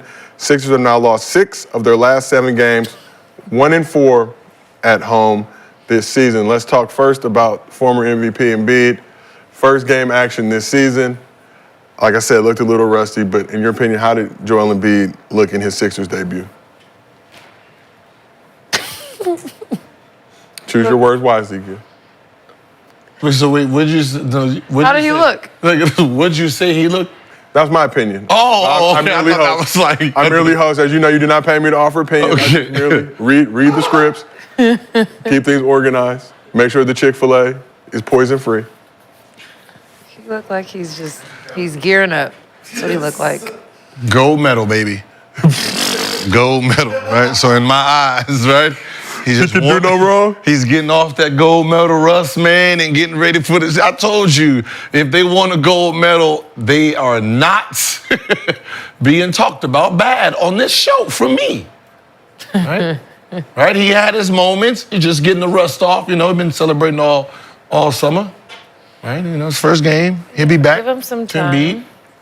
The fact that he got to the free throw line 8 times is Gotta- very impressive. Gotta stop babying these dudes. Who? The refs? Or people who talk about these dudes? This rust and all this other shit. He supposed to have 40 and 22. Is he? Hell yeah. First game back? Yes. Your first game back from injury last year, what you have? Can we bring up that? What did he have? I think he had like 28 and like Pulling it up right now for you, Sean. something crazy. Like we didn't expect that. Fresh off with a big ass knee brace and fat as hell, all that, killing him. All of a sudden you get what's stopping? Oh, he was in a little groove before he got Stop hurt. it. So after he missed that Right extended now. time, he came back towards the end of the season. I think back in April. First game back. First game, 24. 24 and what? I think 6 rebounds, something Six. like Second What did game he he have had this game? double. that. 29, 29 the second game. 30 and 12, 30 and 12 the Yeah. third game. Okay. 37 so and let's 11. see. Yeah, Game that's what I'm one. What, he talking had about. 13 and what? See, remember, he didn't go through, we got to just assume that he didn't go through training camp. He didn't train. He didn't go through training doesn't camp. do He didn't go through no shit. pre. He did. But he didn't. 13 points, 3 rebounds, 5 assists. Didn't. He didn't go through training camp We're not getting no answers why. because he was hurt. Tell me why. So he didn't train in Not training telling camp. us he was hurt. He didn't train in preseason, so They didn't tell us after the Olympics he got hurt. his last basketball was in Olympics. They didn't Basically, tell us That the was last. They didn't tell us July. after the Olympics he had surgery. Again, we don't know. We just probably had a 13 little and 8 is not acceptable. MVP 13 Well, he's points, not 3 really- rebounds. by no not in means. that conversation Hey, this season. By no means. No, wait, whoa, 8. 8 what? 8 rebounds. He had 3. 3 rebounds, 5 assists. We can go down. 13, 3, and 5 We going assists. down there. This He had 8 free 26 throws. minutes. it's a little rough down here. 26 minutes. Uh-huh. Yeah, nah, we're not having that. And he had to chase Big Purr around. New media, man. We not letting none of these dudes off no more. You get paid way too much money for 3 rebounds. You done played 26 minutes. You ain't running up and down, giving it your all. I don't want to hear it, man. Shaq was very critical of Embiid Yes. last night. And he's always supposed to be. critical. He's always supposed to be. critical of Shit. We're just saying, you missed all this time. You come back and you looking like this. You're supposed to be energized, I ready missed to go. all this time. What does that mean, though? Be ready to Porzingis gonna go. look good. Never a high- Porzingis gonna look good when he come back. I bet you that. Who? Porzingis. That first game? First game, like he did when he came back in the playoff. First game. It's Killed easy. them. It's easy to come Killed back to a them. team that's winning. Nah, it's not. He's coming back. That's to the some- hardest thing to do because you don't want to fuck No- up the win. No, 'cause you don't it's want to good fuck up the energy, chemistry. good vibes. Nah, Can you imagine coming back to that shit you can only go up. or keep going Only down? one way to go. No, there's not. It's about They it. can keep Man, going. oh, see, who said that? Shaq said that? Uh-oh, no, it's That's it. crazy. I already know. No, I'm just looking. Okay, just looking go ahead, Gil. Go ahead. I at- know. He got hurt. Stat man. Stat man. He got That's hurt. me. Dang, always. Man, that he ain't got it. February 2nd, 97. He had 24-6. And then he only missed 3 games. 2 games. Shaq, I'm not participating in 212. none of this right here. He talking about. And then he had 12 points the next game, 12 and 4 rebounds in 8 minutes. And that's impressive. That is impressive. In 8 minutes. That's impressive. All I see was 6 for 7. I didn't see 8 minutes. So I gotta keep looking. I'm gonna just keep looking. Don't worry Shaq. about that. That's like I got nothing to do with Let me try it again. That was again. that was a fail. Good try. That was Sorry, horrible. Shaq. Before he start, I don't know what he talking about. That was a horrible At least fail you're right honest in a there. minute. So obviously Sixers made a big splash this offseason. I think they only had, 2 guys under contract heading into free agency, but got PG. We're expecting that big 3 of PG, Maxine, Embiid to be special, do something. Like I mentioned, I had been in Philly this summer, in the fall as well, talked to some Sixers fans. They were not rolling because they said dudes get hurt way too much. They were not excited about it. The Sixers big 3 yet to play a game together this season, but how many games do you think that their Sixers big 3 will actually play together this regular season? Well, you're taking away all the back-to-backs, right? And the front to backs too. So he's not playing tonight. Nope. So how many not. back-to-backs the teams usually have? I think they have 15 or 16 this year. Yeah, 15. Okay, so you take away 15. So how many games is that? Oh, since he already missed. 82. So he's already See missed. something. He's already missed. So he some- already And he's missed. already So he missed. can't win the award if he sticks to the. He sticks to the script. If he sticks to They'll the. play.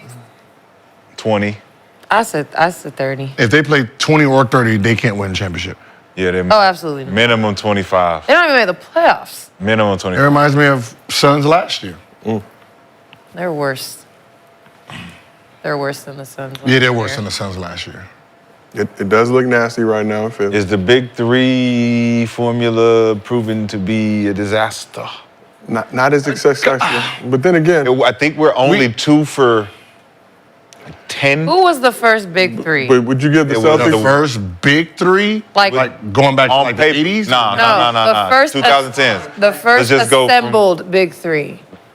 Not What assembled? Not where like two different There was players are Big coming? Four. There was the Big Four with the Lakers. Yeah, Lakers. Where like 04. Gary Payton and Shaq, like Gary people Payton left and their Carmelo coming teams to in free agency or demanded That's, I trades. mean, but that's tough. I mean, it was the Big okay. Four, but they were older. Then there's the Miami Heat. So before okay, so With the Shaq and the D-Wade. real big three that came together as a big three would have been Boston. Boston was the Celtics. first one. That was the first With one Paul that was Pierce, like KG. Yeah. like KG came and Ray Allen came. Like that was considered. So it's that was back-to-back the birth of the big Big three. Three. And then and then they went and duplicated it and won again down there in Miami. Good move. And we haven't seen it work We haven't seen it since. since. Warriors, I think. No, No, that's That's not a one. Big Three. They made that. Yeah, just one person came. Yeah. That person was But see, we're talking particularly about important. two people coming. Okay. Only one person came. Yeah.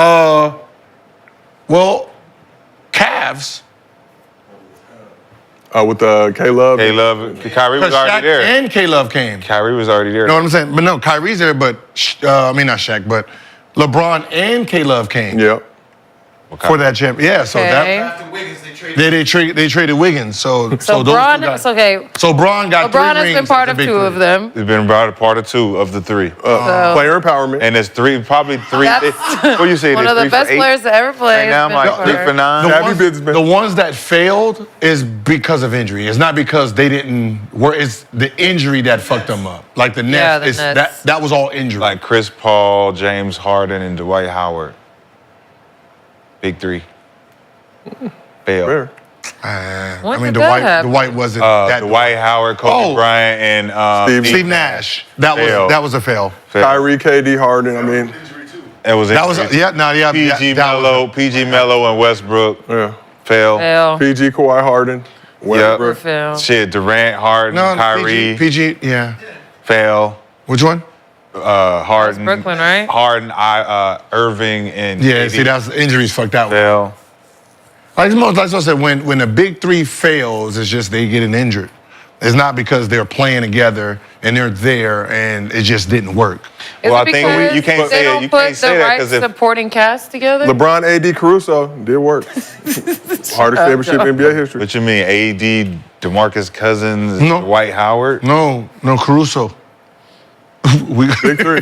we gonna give it to Caruso. He was the heart and soul. Hard so. Black Lives Matter. Black Lives Matter on the back of the jersey. Let's not Cousins was on forget. that team. No, Let's not forget. What a freaking time. Let's not forget Alex Caruso. Boogie Cousins was on that team. Respect. Like people say, Cleveland's not a big three. It technically, in the standard of what a big three is, actually they were. Right? Who Kevin Love was at that time, Yeah. and who LeBron was at that time. Coming from Miami. Coming from Miami, one's Yeah. coming from Minnesota. Off a 30-30 game. 30, yeah, so they're coming to Miami. That is considered a big three. Yeah. Right? That's who that was. Like, just like you say Bosh and LeBron going to Miami is a big three. Yeah. So you have big three. You can't even say who was better. Then the What's Miami the team. difference? Kevin Love going to Miami. When Kevin Love went to Cavs and Bosh going to Miami, who was better at that moment in time? I would say Bosh. Because CB4 was fresh off of Toronto. He just needed a new place. But he was averaging 24 and Chris Bosh 11. was a beast in I Toronto. think 24 and 10. 24 and 10 Bosh. And when he left. K-Love was probably averaging like 26 and 12, something. Yeah, so he was better. But it was 26 and 12. It was different. It was different. 26 though. in the West. But it was Minnesota, different. But though. it was different. It was the game was different. The rosters were different. Second style team- was different. CB had a different. Like he was in Toronto with Calderon, bro. Like it was ISO game. It was like he could do what he want. And then you look at K-Love. He was with Pekovic and Shev and all these no name. Like he was doing like. And then when he left. 30-30, he had 30-30, but Yeah, when he left, see? he was never the same guy. No, never the same guy. Bosh actually contributed similar to his numbers in. No. See, when Bosh left, he was just an all-star. When Kevin Love left, he was second team All-NBA. Shout So out he was Kevin Love. technically the second best power forward in the game when he went there. To Cleveland. So But when that he- was when he got- after Bosh and them was gone though, right? No, I'm saying when Bosh left, who was he when Kevin Love? So Kevin Love was a better version of Bosh when he teamed up with. Yeah, I agree. I put that better version of Bosh. Yeah. So yeah, so when people talking about like, you know, Miami, I mean fucking. I don't know. I think the big three experience. But the Miami one was more important because there was more pieces that went. Or there's Like- more pressure on them. No, you had what's the name too? Who went? Ray Allen. Mike Miller. Mike Miller was there too. Mike Miller, people that paid- Rashard Lewis was there too. No, during that year? Yeah. No, the year that the first year they lost. Right? Mike Miller was there. Mike first Miller was year. a and then Mike Miller and Rashard Lewis.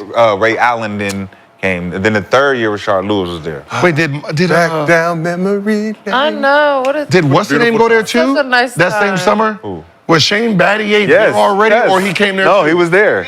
He was So, there. yeah, so that's- They- yo, they that- super- that- that was a super. That was a super team. That was What, a the Heat? super team. Just average team. They just, put that team together that to was- That was kill a super people. team. So when you For have a, sure. so you have Like, even though we're big talking- three- And then they Like had the Eddie big House three. on that team. They had That's- Eddie House on the We talking about the big three. The pieces that came with them was no fucking slot. Like New York offered Mike Miller a big ass contract. He turned it down. Yep. So he was a big free agent. Yep. and then they Yep. took LeBron's chocolate chip cookies. I think and Eddie the rest went is with Ray. It was Eddie House and Ray Allen Came to Miami. following year. Yep. Yep.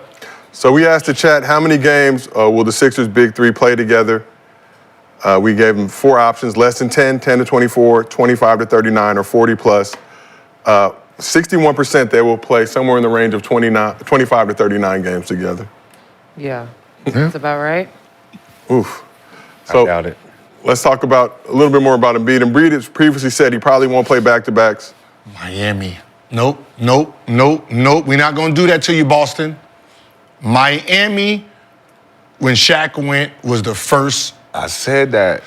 I forgot that team. Said that. D-Wade, Antoine the- Walker, Gary Payton. Yeah. Jason Williams, Yeah, they all came. But Posey, even though they came like Lonzo different. Mourning. Yeah, Shaq came first, and then after Shaq, it was like Antoine Gary came. Payton, Antoine Walker, Posey, Yes. all of them Championship came. Yeah. Yes. They was But year- older. They was By- a super team too. but by- that was a super team. Now, when you talk about probably one of the best teams assembled by who the people were, out of 15 players, 12 of those guys were once lottery picks. Man, that was Fucking a lottery stacked picks. team. That was a stacked team. So So how come they Shaq make and Alonzo teams was on together the like same that team. now? Huh? they tried, but people lazy. Why can't they make teams like that? It should be easier because That's what y'all I got said. money now. It'd be easier to No, put teams. we had so much talent in the league back then that you could have a super team and everybody still have their same like teams. We looking over there like, yeah, they assembled all right. up. Yeah, They yeah. assembled up. Okay, cool. We still gonna play them though. It don't matter. Now it's like if you did that now, you wouldn't have no other. It would be like, who's on those? That's teams? what I'm saying. I feel like the talent now. I mean, I think everybody's talented, but it's like everybody is so spread out now. It's thin. And they're not playing. It's let's say, okay, so this summer, who teamed up? PG with PG Embiid. going to Philly. Okay, back then, PG going to Philly would have made someone irritated, right? yeah. Let's say Bucks. Like, oh shit, that they look like they're in front of us now. We gotta go sign someone. Yep. Yeah. That's when they would have been like, all right, look, we don't know about Middleton. Hey, Klay, you want to come here? Yep. That's how that would have happened. Yep. Like, big everybody's time. like, Right? you know A big what, it's- move. That would have been like those teams that were competing with them, like what New York did and what Minnesota did would have triggered Yes. other teams that's supposed to be in that same realm to level up. Yeah. Yeah. Now I win a championship. I don't need to level up. We the champs. That's not how that works. That's what they call making moves in the offseason. Yes. When you make that move, you force another team to make a another. move. You like, oh no, we can't. I just feel like every But the year Celtics, it's like the Celtics less just and brought their less. guys back. Though I'm That's saying cool. kept that crew intact. But that's what I'm saying. Like, cool, they might have an advantage, but someone else that was chasing them, like, yeah, we are far behind. We need to make improvements too to Yeah. catch up to them. And you would say the Sixers, on paper and in theory, Made attempted to moves, do yeah. that. They did. Attempted to do that. On paper, look just Yeah. as impressive as Boston. Yet, on paper, it don't because you got injury prone. You're looking at Injury prone. being available. Yeah. Well, speaking of availability, Embiid has previously said he probably won't play back-to-backs for the rest of his career. But after the game, he had this to say about playing against the undefeated Cavs tonight. Do you expect to play tomorrow? Wait till the end. I mean, I want to. That's up to those guys. I mean, I know I said I would never play back-to-backs, but I'm a troll, so I'm sure at some point I'll play. But I feel good. Feel good right now. We're gonna see, but it's up to them. You said it's up to them, but how much will you try to lobby to try to play? I can do whatever I want, but obviously, ultimately, that's a decision. So I'm just gonna leave it up to them. But yeah, I'll be pushing. Joe, would it be satisfactory to hand Cleveland their first loss of the season? You'll be fun. That's one of the more reasons why I want to be out there. But like I said, it's not my decision. So Embiid said it's up to them meaning the Sixers, and they said, go ahead and sit your ass on the bench. So a few hours ago it was announced that both Embiid and PG will not play against the Cavs tonight. So therefore, I'm so sorry, Sixers fans. No, media, y'all need to apologize to these players by running with that fucking narrative. They don't want to play. They don't want to play. They are, prima donnas, right? And I tried to warn you motherfuckers a long time that all players want to fucking play. It's just part of our engine. The only way these guys are sitting is because someone's telling them to. He lets you know right there, I want to play, it's up to them. Mm-hmm. Like he didn't come up with, I'm not going to play back-to-back. I'm not going to do that. No. He said that, but he also said he was trolling. He said, psych your mind. But like I said, for him to even throw it out there, someone already gave him, like, we're not going to play you back. Absolutely. Well, that was. And the media quotes, too, like, hey, don't answer too much, don't say too much. Yeah. Well, I think that was coming from Morey and Nick Nurse. Like we had said previously, Nick Nurse employed that strategy with Kawhi when he was in Toronto. I don't think Kawhi played back-to-backs that season. They went on to win the championship. And who said it? So Nick Nurse when he was the coach of the Raptors. Nick Nurse. That's how they. Not Kawhi. But I'm just Nick Nurse. Okay. So I'm sure they got in Embiid's ear like, yo, we did this with Kawhi. What I'm asking is, how the fuck did the media turn it on the players? Well, most of the media is haters, I'm just wondering, how did you turn it on the players when you know when Pop was doing it, that's coming from Pop.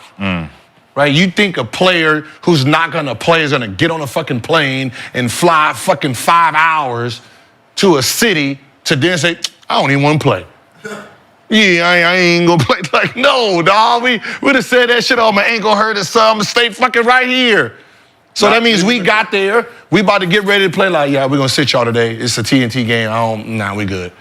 And the doctors, They're playing the Cavs, doctors don't know what games to sit you out in. No, the doctors, right? The doctors don't know. We're gonna sit you out on Tuesday. We're gonna make sure you're good. That is coming from the coach, 100%. I can see a world, and this is crazy, I know, and pack me up if I'm wrong, but I can see a world where the Sixers beat the Cavs tonight, just on some random shit. Nah, they packed. You know what? The Cavs are going undefeated. I'm just 20-0. I don't truly believe it. Like, watch, they going undefeated. They're gonna break all the barriers. 82-0. It's a new day for Cleveland. It's a new day in Cleveland. What are It's they a right new now? day. 12-0? 12-0. Yeah, shout out to my homie Marcus Collins, man. Cleveland They're in the hooping. building. he said he can play if he won't.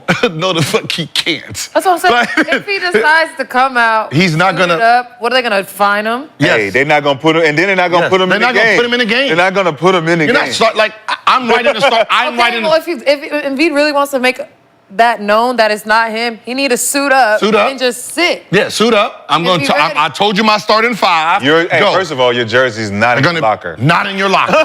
Don't even try it. Don't even try that. You better go to No warm up, No warm up, no shoes. What you talking? Everything gone. She thinks she's hot. No, none of that's in the locker. You ain't got a chance. You know how fucked up. Let him go to the training, the equipment manager, and get that uniform. Oh, no, he's fired. He's fired. He's So fired. one, he ain't listening to the shit you got to go on. Like, Because I still think even when he says things like that, people do not believe that it's not him. So he has to do something crazy He already said it publicly. He just But did. people are still not gonna believe. No, you have to at this point. But like, you can sit on that bench like, yeah, coach, I'm ready. Walk right past you. Yeah, so then now Hey, everyone's hey, gonna be like, get it. oh, Yeah. he was Get telling the it. truth. He's already grabbed the reporter. Don't think he'll grab the coach. That's You what I'm can't sit him on saying. this bench and I want to play. Trust me, you got to hey, we look stupid sitting there thinking we about to play, and they'll fuck around and do some shit like, end of the game, hey, you want to play? Get in. Get in. That's fucked up. Uh-huh, 1 minute left. You be sitting there like, nah, I'm good. I'm good, man. Like, Ronnie nah, Freeman. go on, Look, get in. at that point of you saying I'm Go in, good, big fella. guess who's watching? Everybody, Yeah. yep. See, you don't want to play. I'm good. Look, he's like, nah, get you right when They you saying, nah. they're taking a picture. I'm good. Embiid rejects going in to help the team win. Narrative play. Narrative Nancy. Yep. Well, I gotta yeah, stop yeah. y'all very quickly because we have a special announcement. Earlier in the show, yeah, there it is. Earlier in the show, we promised you a special free pickup. Well, here it is, guys. We got your back, and we're doing this spontaneous on the fly. Underdog is rewarding all of our loyal fans who downloaded the Underdog app using promo code GIL with an exclusive promo for the next 30 minutes. You heard that right. You've got 30 minutes. Underdog is offering a free Victor Wembanyama 0.5 points pick to new and existing customers who signed up using promo code GIL. Scan the QR code on the screen or head over to the Underdog app to sign up now and take advantage of our exclusive Gil's Arena promo. And we're going to extend it for you guys. I said 30, but I'm feeling generous today. Okay? I like the chat. Y'all been really, except for that person said I eat pancakes with my hands. Everyone else, I rock with you. That's a crazy Because I insult. do. Lexie, you can make a sandwich out of it. Okay, it's basically a hot dog if you put a sausage in there. But nonetheless, we're extended now. You've got 45 minutes, so 1:45 p.m. Pacific, 4:45 p.m. Eastern, to take advantage of the special Victor Wembanyama pick. So go to the Underdog app right now, use promo code GIL. And go ahead and get that and up to $1,000 in bonus cash and all the other promos the Underdog has for you. But let's go back to Embiid. So considering the time he's already missed so far this season and him saying he's focused on bringing a championship to Philly, do you expect Embiid to play back-to-backs at some point this season, or do you expect the team to say no? But they're not winning a championship this year, so. Well, he optimistic. Nope, I expect him to play back-to-backs as at this point it's forced. They're so far down where if you're trying to make the playoffs, you're gonna have to play back-to-backs to. Back-to-backs? I got hiccups. The hiccups is crazy. Yeah, we know this. You're bad childish. Oh. Grown men don't get the hiccups, good. You know that. All right. Grown men don't get the hiccups. Hold on, no grown men who You get them from? Where you get that? I was drinking this wind on the room. Yeah. All right, y'all finished. Let me go ahead and fix this. Fix the hiccups? How do you fix hiccups? How do you fix the hiccups? You better hold your breath. How do you fix I'm hiccups? gonna go back. Hold your breath in your nose. You know the secrets. He's so childish. But so while Gil is addressing his hiccups, Gil is currently off stage right now, just a few feet away, holding his breath in his nose, getting rid of the hiccups. We have contacted the Sixers medical team. They said they need you to sit out. Sit out. You can't do the show tomorrow. Did you hear how deep in the Not breath the he hiccup took? corner. Gil is in the hiccup corner of the arena. The hiccup corner. I ain't never seen him. Embiid back? will play back-to-backs at some point. He's gonna have to, right? If they're serious about being a contender, we've already talked about this big three not getting And now he's potentially throwing, enough time out there. shots. He's Steph throwing shots disapproves, now. yeah. Throwing shots at his management and coaching staff. So I respect that. if he really want to play that bad, I respect it. But if he's just, He got the thin neck right now. He looking like he in shape. he looks He got the very- Ozempic neck. He looked like he. Remember we said he looked kind of like he was frustrated? He won't play. and not be on restrictions, minute restriction. No They one gotta likes give that. give him the back-to-backs or take him off the minutes restriction. Having him both is kind of both is kind of like. Yeah, and we had Dwight on this couch, and he said he would like to see him play more games, less minutes. If you truly don't care about individual awards and all that stuff, be available for your team. Better off doing that than maxing out on minutes and not playing. Yeah, but they're not even doing either. It's 26 minutes. Yeah. And I mean, you lose by what, 3? I think they lost that game by 12, but they took them out sure. with tons of time Three left was in the fourth the quarter. team. Okay. Yeah, tons of time left in the fourth quarter. Well, let's talk about the Knicks now. Obviously, Jalen Brunson with the ankle injury, we'll see what his status is moving forward. They got a game against the Bulls tonight. But Karl Anthony Towns starting to find, Bet you he plays. He tough. Yeah, it's He's a tough. Karl Anthony Towns starting to find his fit with this Knicks squad. In his last 4 games, Cat is averaging 29 points, 12 rebounds, 3 assists, scored 30 or more in 3 of those four games. So far this season, Cat's averaging close to 17 shot attempts per game, second on the team behind Jalen Brunson's nearly 19 attempts per game. But do you like Cat or Brunson as the Knicks' #1 option? Brunson. For sure. And I think that's how it plays out. Cat plays good off the ball. Second option, no pressure. He needs that. He needs that. He needs that for his confidence. And I think Anunoby and everybody else falls right in line. They don't want to even be 1, 2, or 3. They just want to be running around, picking up loose balls, and just diving around and shit. So you got a bunch of guys who gonna play their part. So I think we'll get momentum from here. We'll get some momentum. Cat's numbers gonna go up because he rebounding now. He wasn't rebounding in Minnesota. But the reason why is because he don't got Rudy down there eating all the rebounds. Yeah. Like he can go get it. Eating all the baguettes. All the pigs. Brunson definitely won it. I think right now, I'm gonna say it.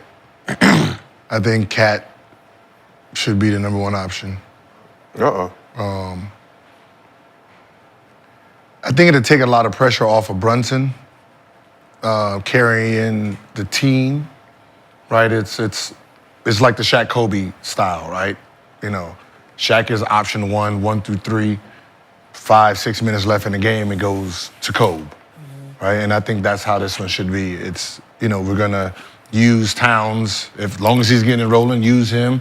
I'll find my way, keep myself involved, but majority of the shots is gonna go to him, and then in the last 4 or 5 minutes, you know, I get to take over. But do you think if Brunson does like relinquish that #1 option, like all his accolades and all-stars, that's gonna maybe go away? No, we know what he does. Well, yeah, but I if they're feel like winning there's so now, many it's- other guards too that do Yeah. a lot, and then Cat he gets those nods Yeah. as the 1B or the second option, I think. See, I think this But should be the Brunson had to do so much to find. We also know Brunson sacrificed a lot of his bread in free Right. agency. I feel That's like why he's with gonna this try and team, it make it shouldn't back. be it shouldn't be a 1A, 1B thing. They both should be able to do their thing throughout the whole game. Like what he's saying is They're not even the same position. Cat being 1 through 3, go to Cat, right? And then Brunson come through, take us home. But that's not the Brunson we know, right? We know Brunson 1 through 3, and we'll figure it out in the 4th, right? So if they come through together for the first time, like Darren Williams and Carlos Boozer came through, 1 through 4, we doing this all game long. I just feel like they have the personnel for them both to Just do it their all, thing the all whole game. game long. We ain't got to figure out who gonna take the last shot to the end. We that know depending who's on gonna take the last shot. I'm just saying. But if Brunson will have the ball. if they fuck around and try to double me and do something tricky, I'm hot still. Right. I still got my rhythm. We're not alienating each other based on quarters and who can do what. Let's just get it going throughout the game, play together for the first time, because usually it's like this. It's like either or. Shaq or Kobe, one or the other, we gonna take it home. I'm gonna lead us through.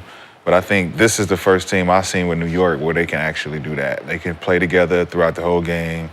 Man, I got other guys that can step up too. I know they still got some injury issues. But Cat got to stay out of foul Concerns, trouble. yeah. Is it Cat like, just got like right now, Cat is, Brunson, He fouls too much. Brunson leads the team in shot attempts, but Towns leads them in scoring. Right. Right. So, you know, Towns shooting 52% from the field, 51% from the 3. That's great. Yeah, Right? That's great. So that's what I'm saying. So right now he should be. He should be. Let's just Feed him. Let's feed him Feed him while, more frequently. Yes, while he's hot. So Yeah. that's why I said it's a 1A, 1B, and it's just gonna flip flop. But you know, starting the game off, I will be feeding Towns. Now think about it. If Towns gets those fouls, right? And now we're in a penalty. Now you know Brunson's gonna be in attack mode. mean, those so he don't gotta get hit as much as he used to. Those 2 threes he made were in the first like minute and a half of the game. Yeah. And then he didn't make it anymore after that. So I was like, yeah, you got to get him going. Gotta early. get him going early. He can get going quick. he can help you separate the game early if he gets hot. If he gets hot, yeah. Because there's a Brunson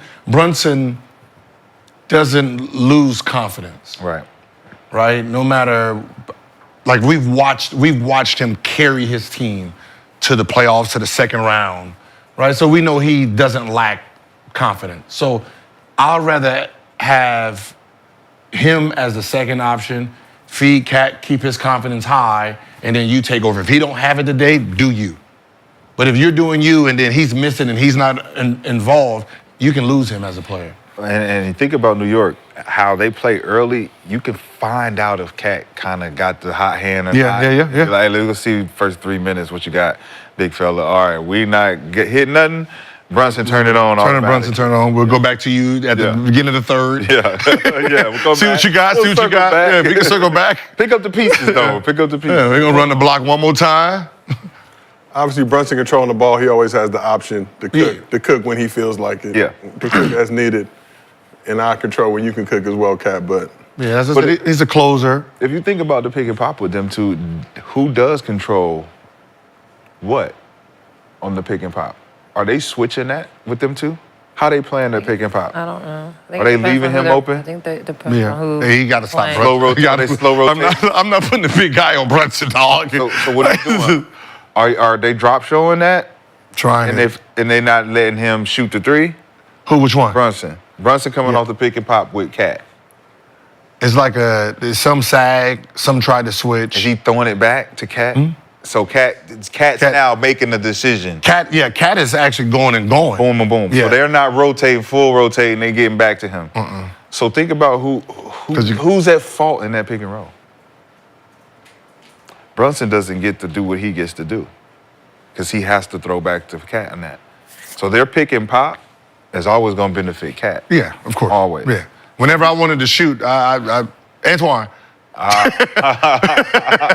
So he'll go pick and pop. He'll go pick and roll with Anunoby before. Yeah. Okay. So if he wants to shoot the ball, he's gonna do with OG and the big. Yeah, I got If it's the ball is because back then they're gonna try to hard show, but it's a hard show to get back. To so it's gonna be like, yeah, cool. Does anybody hard show?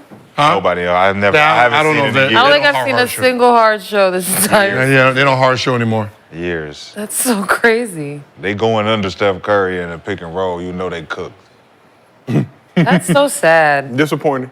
Like trust me, I've played where we're guarding Steve Nash, and our game plan was to go over and sag. Yeah, so he's going downhill. So he's coming.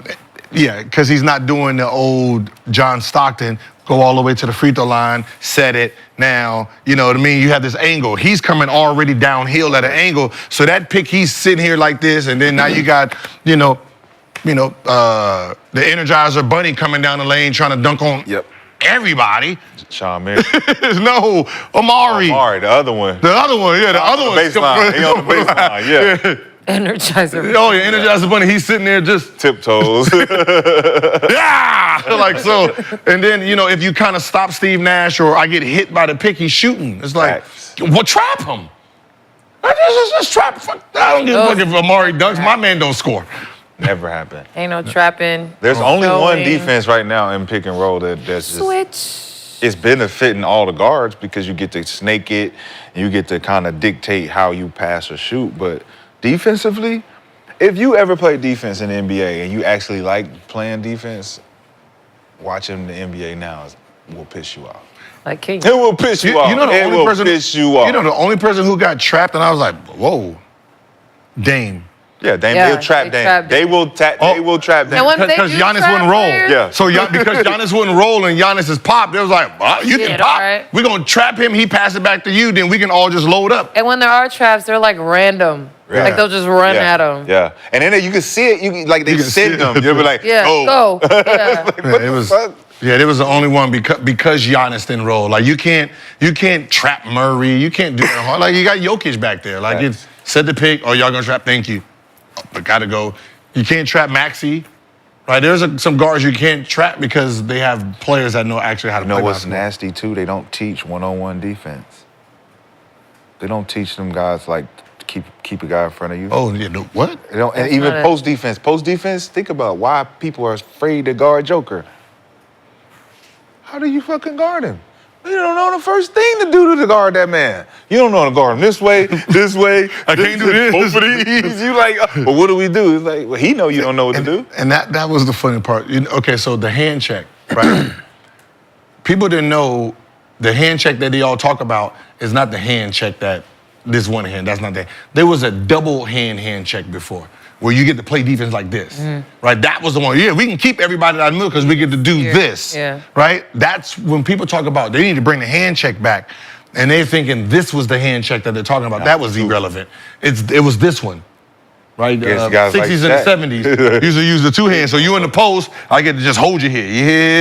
Yeah, you got no moves. You got no moves. That is wild to honestly think about. You know, you watch the game, but people don't understand the nuance. Well, now, yeah, because now when so many of the bigs face up now, when you face up, the post rules are gone. Yeah, post you can't Now touch it. it's We gone. also didn't have big shooting threes like. But, like but now, if you know the rules, like, okay, I can touch you when you got your back to me. When you turn and face, I have to, no contact. And that's why I say somebody like Wemby. Right, Like, why you think we couldn't stop Tim Duncan? That he gonna sit here, do this, you sitting here trying to do this, and he go right over that. Yeah. Boop. Yeah, you're too close. Yeah, you're too close. So he has all of this to do whatever he wants in a small space. So Wemby, Get post, your ass in turn the and face paint. every time. Your ass Turn in and the face. paint. Now you can easy shot, one dribble, whatever. It doesn't. That comes with experience, though. 'Cause think about how rattled a young kid's brain is when they catch the ball in the post. Oh, they trying to go. Every time. There's no patience. So if you're down there, right, and I learned this early on, when you're down there, take your time. Take 2 deep breaths when you catch it. Yep. I ain't in no rush. Calm down. And when you're teaching it, you got to tell them that too, because they ready to turn and go, right? Nobody's around you. Calm down. No, wait till they get out. All right, now go to work.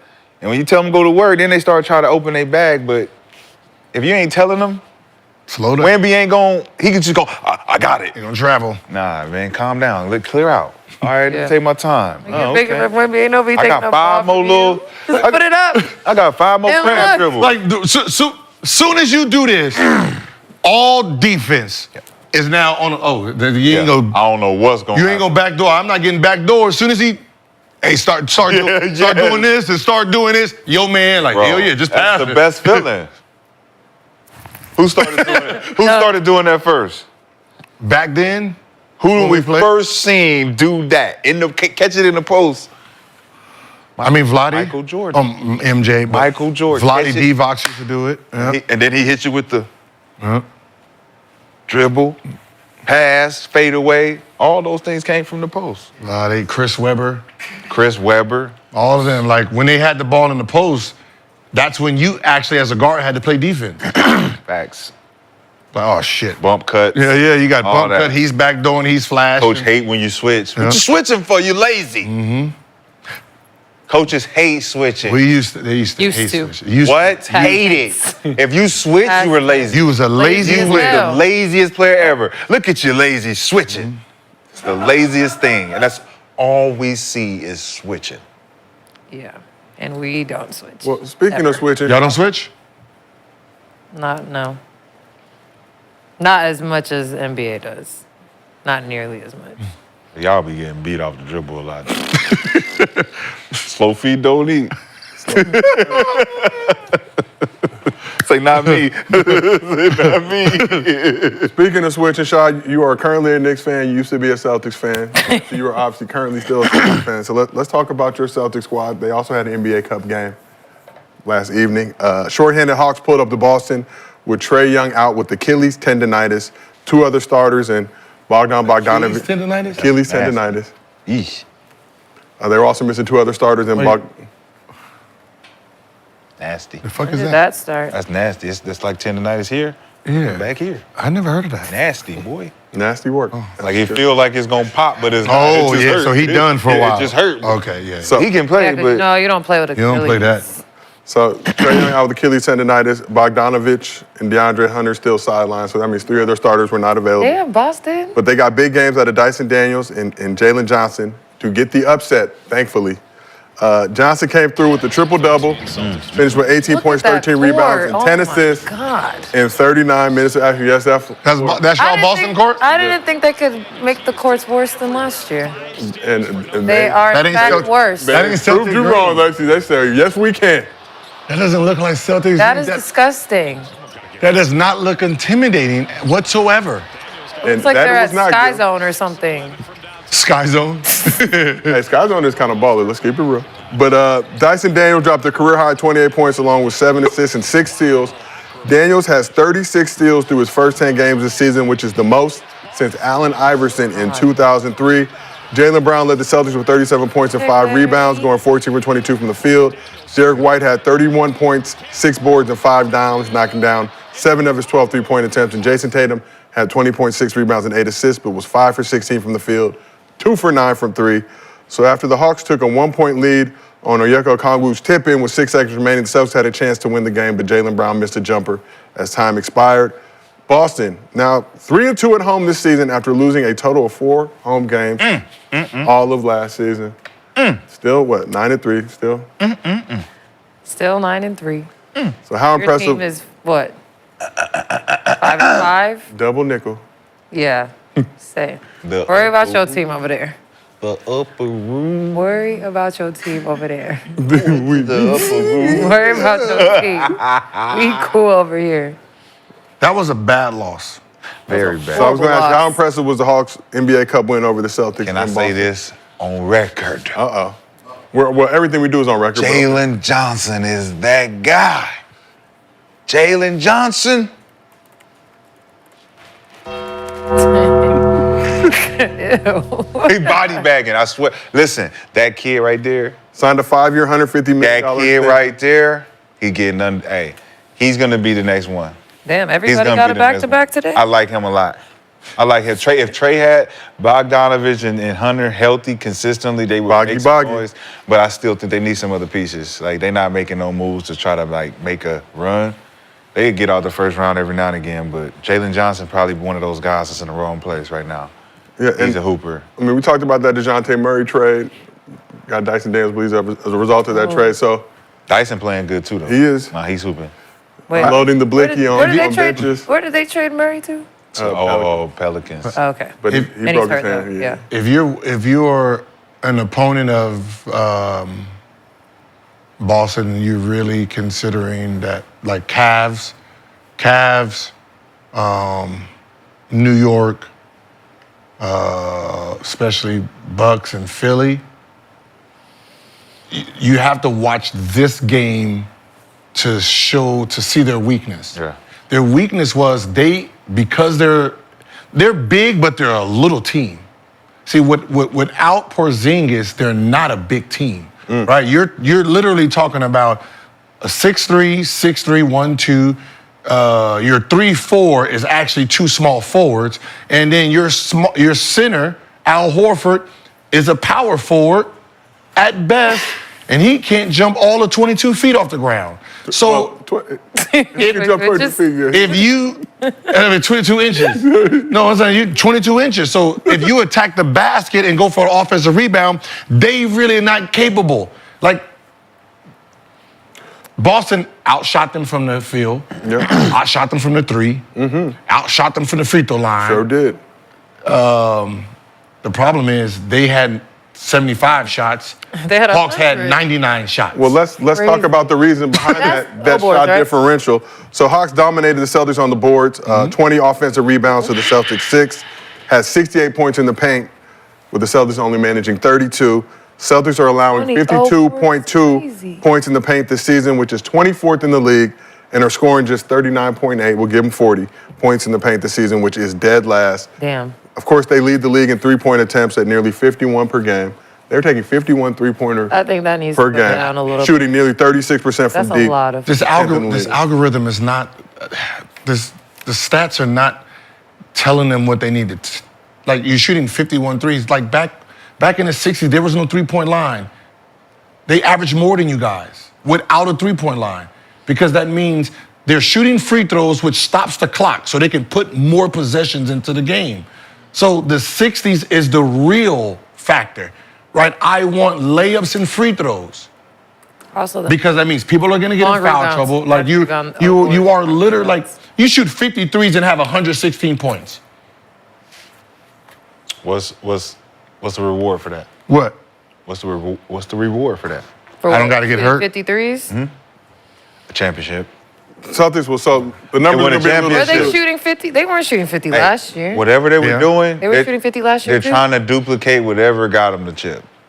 That's called fool's gold, right? mean, you I- got to know what fool's gold is. They still gonna win a lot more games than they lose. Man. Because they're not just jacking up threes. They have people who can knock Celtics them are shots averaging down. 24 free throw attempts a game, good enough for 6th in the league right now.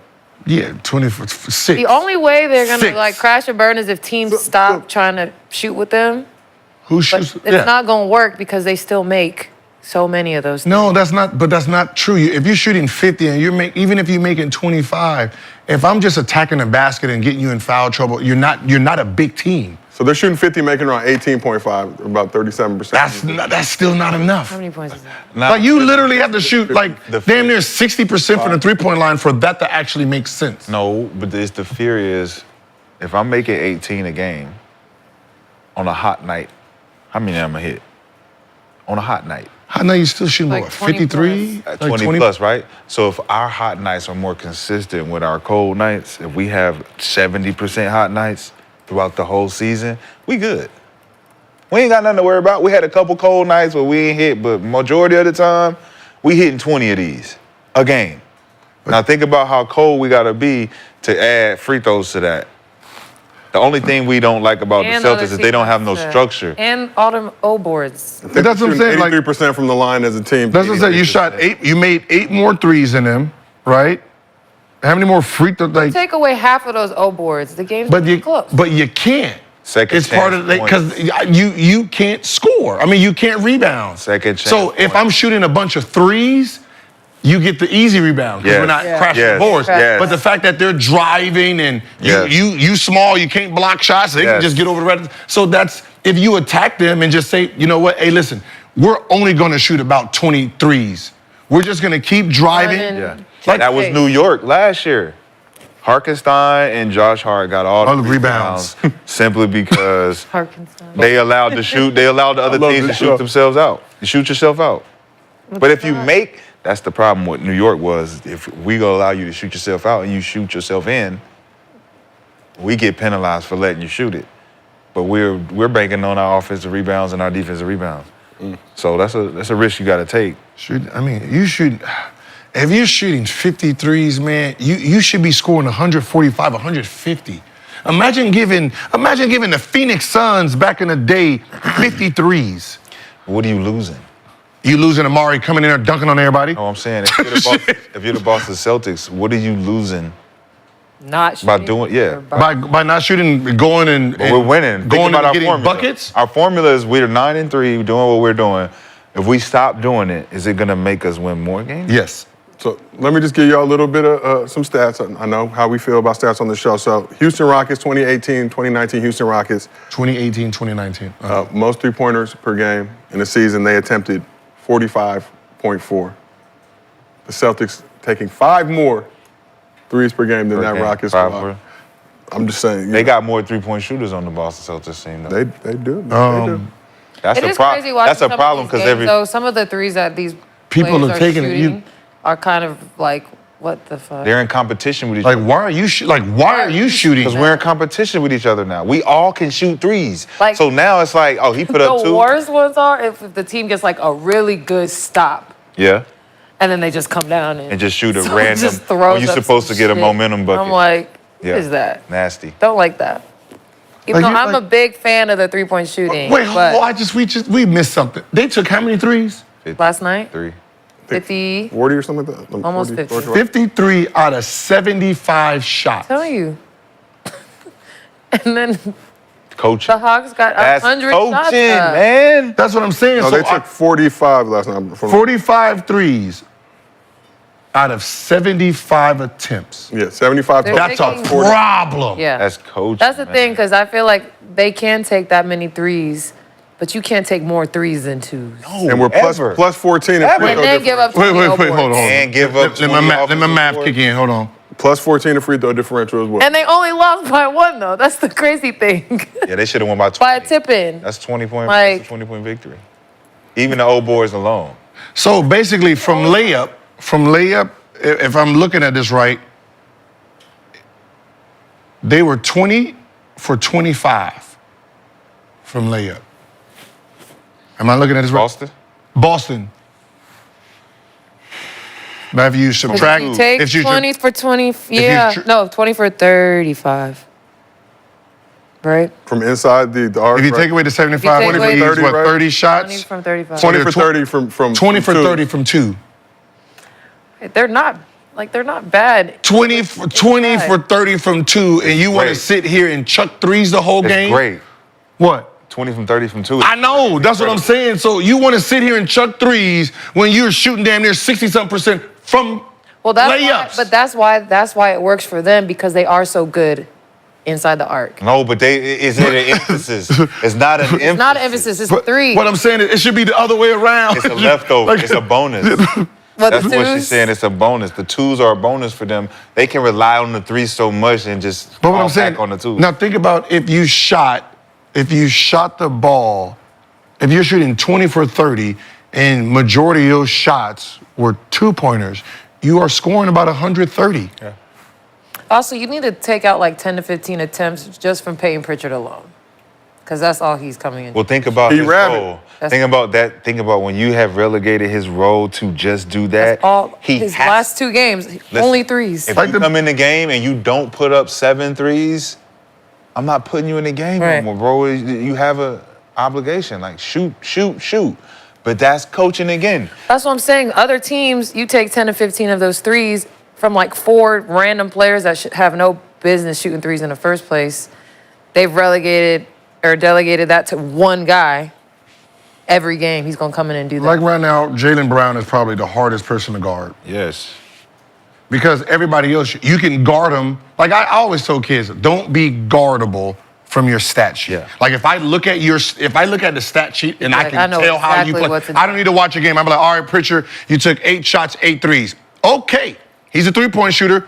When you're going to do all this, I know you're not going to drive. You're not driving. I know you're not driving. You're not driving. Right? at all. So, okay, Yeah, just Hauser, them shit same off. thing. Same thing. Right? Okay, with Tatum, you took 16 shots, 9 threes, so most likely you're going to settle for the 3. Settle it. You know, so if you're above the 3-point line and you know, it's 5-4, I know you're chucking that.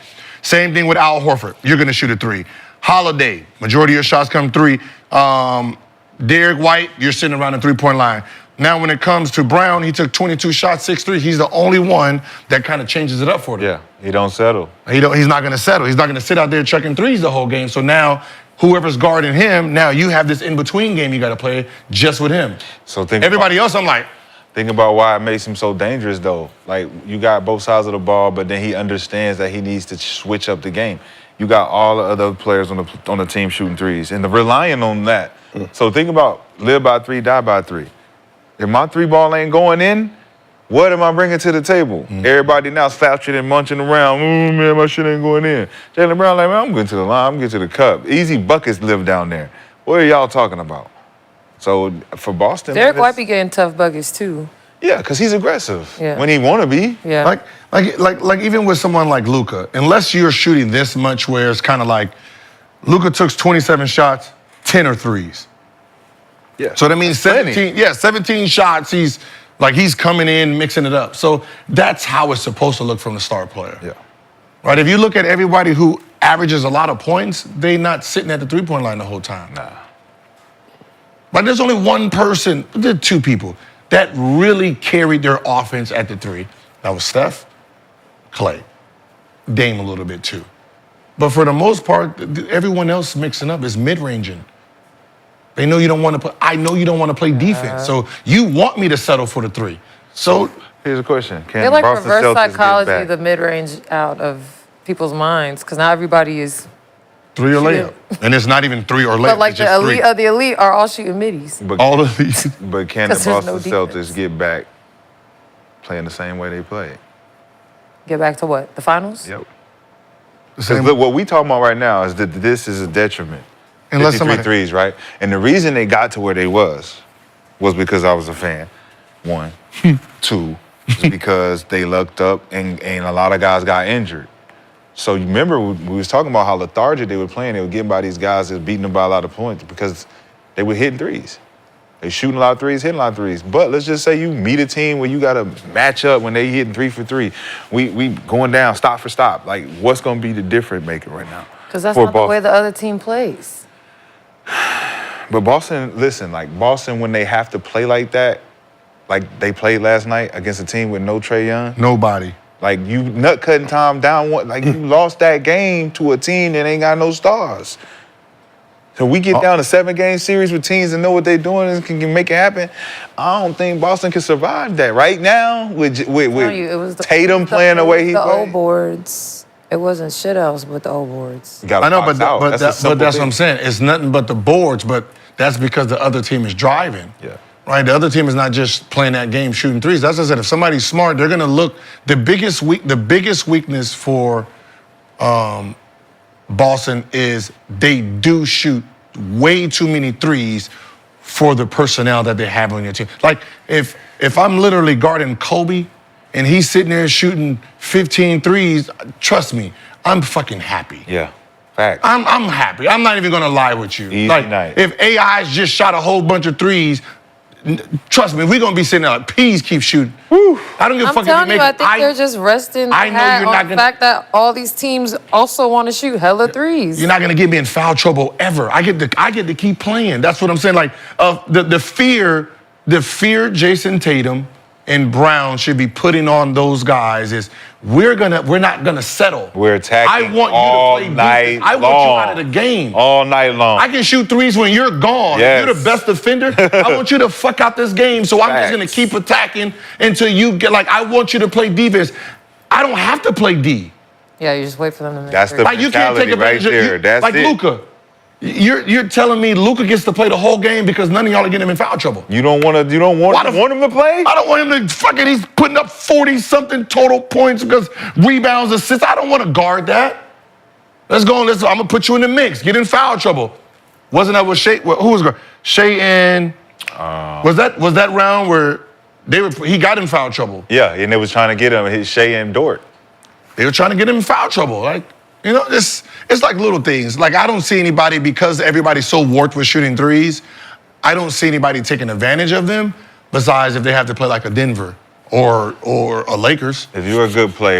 Lakers don't have enough three-point shooters to even worry about shooting 53s. If you're a good player and you don't know that the other team's best player has how many fouls they have, you'd be surprised. You ain't built like that, man. And if you're a loyal Gil's Arena fan, I want you to know you have 9 minutes left to get the free Wemby pick. Go to the Underdog app, and if you've used promo code Gil, you get a free Wemby pick for tonight. You got 9 minutes left to take advantage. Make your next move your best move. Head over there. So we asked the chat, do the Celtics need to switch up their play style? 52% said no. 48% saying if it ain't broke, don't fix it. Lexie, you have told them, you've given them the international move around symbol. Keep shooting threes, Bob. Remember I told you I watched it in the playoffs and I was like, in the championship game, I was like, y'all can beat them by 45, y'all. If y'all just, Tatum, you just drive the whole time. Brown, you just drive. Who's gonna block you back They there? don't be giving Jason foul calls. Because he don't know how to jump. But he's soft. He don't know how to, he don't, like, okay. He don't be getting the calls that he deserves. Jaylen Brown is a 2-foot No jumper. matter, he earned them foul calls. No, he's a 2-foot jumpers don't know how to get fouled. So when Jason Tatum is a 1-foot jumper, but when he drives, he decides he wants to jump off 2 without any 2 power. You don't have power like Jaylen Brown jumping off a 2. So when you come in there and you decide to jump off 2, you're smaller. You're off balance too. Off balance, but that's why you see him missing so many layups. Yeah. He one leg, big, leaning back, all one that. leg leaning. Like you don't have the explosion to get you there. Jalen can take the bump. Yep. And hit the contact. He still needs more foul calls, though. Like you're like go in there and just jump. Like Jaylen Brown is dark skinned.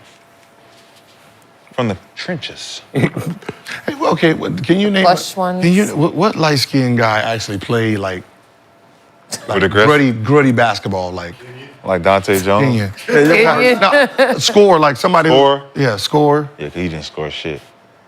Played, what'd you say, Gil? Gritty Light basketball? skin. Like they wanted to get fouled. Like they didn't jump. Was Corey Maggette Corey Maggette, yeah. Corey Maggette, love contact. We talked to a light skinned counsel. He has Corey Maggette. appropriate hue to be considered. Let's keep the light skinned talk going. And other Celtics news.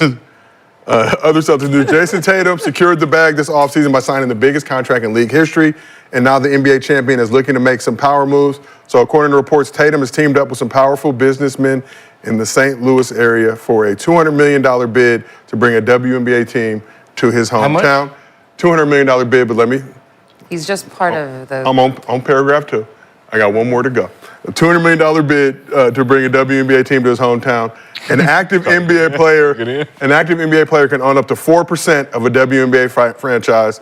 So Patrick Mahomes is also interested in bringing a WNBA franchise to a different Missouri city, Kansas City, obviously, where he plays football for Roger Goodell and them. So Lexie, what are your thoughts on Jason Tatum wanting to bring a WNBA team to St. Louis? I think it's cool that he wants to invest in women's sports. Okay. I think that's amazing. I don't know much about St. Louis. Like most people. Nellyville. But yeah, I think it's cool that, he has all this money, he can invest in what he wants, and he's choosing to invest in women's sports and empowerment. So I think that's dope for him. So yeah, we'll see how that goes. I just know how these processes go. They take a while. They do tend to drag, but it is nice that he wants to bring us. But I said that we need more W teams in like the South. Okay. Florida, the Carolinas, like that. For what reason? Because there are none down there. There's only Atlanta. All we have is I mean, that's Atlanta. because y'all didn't have private planes, so it was kind of. But because y'all got private now, that might. Well, they already had 2. They've already had 3 teams over there, and they're not there anymore. So bring one of them back. They had a team in Miami, they had a team in Orlando, and they had a team in Charlotte. What happened to the Miami team? Why they? Dissolved after, I believe 2 seasons. Played in the Heat Arena. Yeah, I'll start working that gold rush.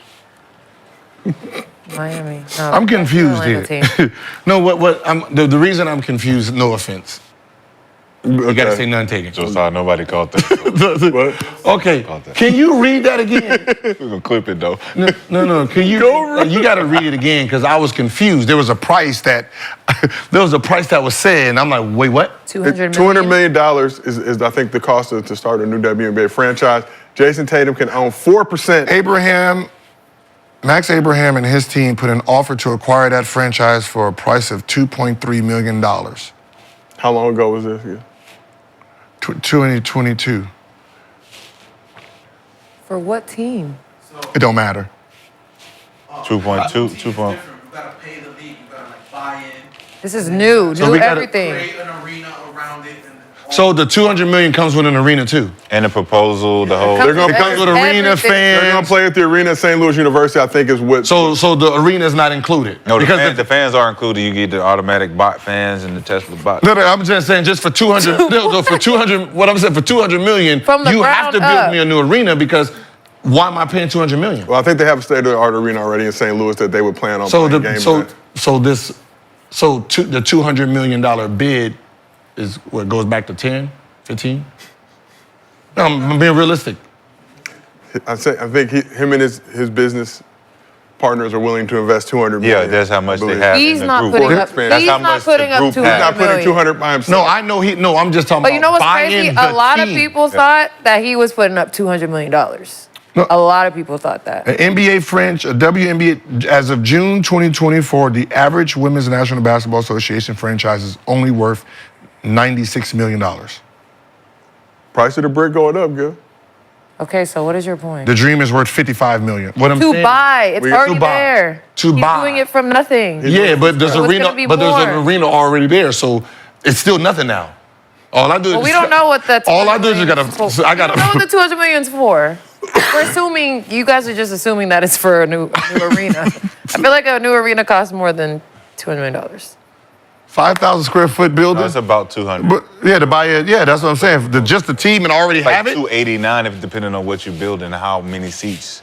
It's a small arena. It can be 120. Man, that's what I said. 200 makes if I'm building it from scratch. 200 But if you're telling me this is arena available, they already have some infrastructure there. I'm not sure how that $200 million It's is insurance and a bunch of shit. There's So like a 200 bunch of sounds stuff. about right. if you're a team, they need to build it in Louisville.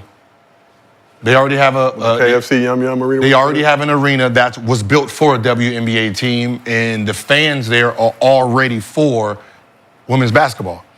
The women's basketball team gets more fans than KFC Yum Center. I would put one in North Carolina. Come on and raise up. Where's women's basketball in college? Which women's basketball teams are more popular than the men's? South Carolina. South Carolina. I think LSU. LSU. Tennessee. Baylor. Baylor? Not as of late, but before the last few Louisiana years. Tech is coming from our producer. So I would shoot for the cities that already have a women's basketball fan base. I mean, yeah, that makes sense. Right? It makes like Louisville gets what? 10 to 12,000 people for college girls. Nashville wants one bad too. Is there enough? The Yum Center has, I think, 22,000 seat capacity. To expand the league? Yeah. There's enough. We about to get 3 new teams. There's enough. Yeah. Shout out to the Valkyries. All of this. We get a new team next Shout year. out Natalie Nakasi, UCLA. Toronto's getting one. Remember, most sit overseas. The people that. That's what I'm saying. No, the girls that usually get cut is your rookies. Well, now you're taking. Now you get a you're chance taking players like. There shouldn't be any bad teams in the W if there's an influx of talent to choose from. There shouldn't be any low teams where they only got 2 wins, 1 win. It should always be competitive because we have a lot to choose from in our pool. If you're expanding without a pool, you're going to be looking for talent later. No, Rashad, because there's probably like 3 to 4 really good players on every W bench, and those players are going to be the main players on the expansion teams.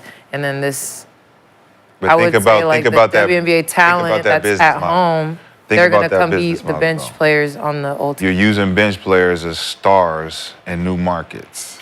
There's never been stars. And you got to wait 3 years to get a new college player. But they have been stars. There's a lot of stars on benches. That's usually how the expansion works. Only when in the expansions that we've seen in football and basketball, it works because we got fan base that's this, and we have a farm system that's set up for us to have repetitive athletes be filling spots all the time. But I don't feel like they have enough to fill them seats to expand teams. I was told that they sold 18,000 season tickets already. No, season tickets are cool. I'm To the talking about the next- players. No. See, they're working ass backwards because what happens is So think about it. Think about when Vince was 39, 40, 41, right? And you have a 19, 20, 21-year-old coming in. They're not going to beat him out for a spot, right? Even though he's over the hill, he's smart enough to stay on the court for a coach who wants to win games.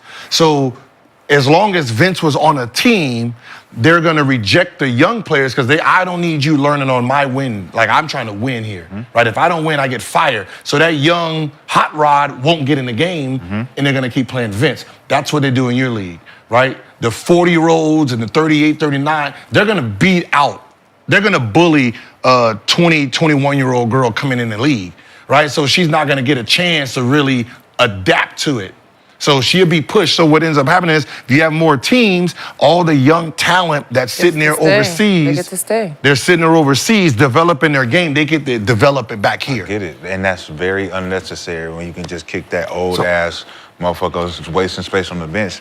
Get the fuck out of here. You got to beat, but you can. I can't beat her. No, you ain't got about beating her. It's about getting. She shouldn't have the space. She shouldn't have this roster. No. But what I'm saying is like, No, because if they're very retired. much still capable, They're then capable. they deserve Ain't no to be capable when you got a 20, like you just said. Invest in the youth. When you got a 19-year-old and you got a 22-year-old, where we going? But they going. But their league don't do it. Exactly. That's what I'm saying. They need to start doing what you're saying. But they don't have enough spots. They don't have enough spots. Why would you expand if you don't got enough spots? Because they want more spots. Oh. They want more spots. Because I think they're finally seeing it that Because the spots they're giving out are not for the people who deserve it. That's my point. Don't give it to the people who don't deserve the spots and then say we need to expand and get more spots. No, think about it. Get rid of them spots. Remember, the same draft is the same draft. Now you put 3 more teams. How many? We're only getting 1 team next year. Okay, 1 team. So that's 12 new. 13 teams. That's 12 new spots. So that's 12 new spots that wasn't there before. So that means there's 12 players who probably would have got cut. Technically, it's like 6 They get new put in. spots. So how many players are retiring? Technically, it's how like many 6. players are retiring? I just know one of my teammates retired, and Diana Taurasi allegedly is retired. Okay, so that's 2 spots. So there's 8 spots, right? So technically they're drafting. There's 8 spots out of the whole draft, and that's just the 8. Then think about the bottom feeding teams that need to make a new move. Yeah, no, I mean there should be more. 24 new spots. There you gotta go. You gotta earn it. I'm sorry. You gotta beat them out. All right. So if you talking about earning it and you expand the team, you no longer have to earn it because they need bodies. We need bodies. Yeah, no, but that's what I'm saying. It's, if I'm them, I'm just gonna expand. We as players have been asking for additional roster spots. That's been asked. Yeah, that's their biggest issue.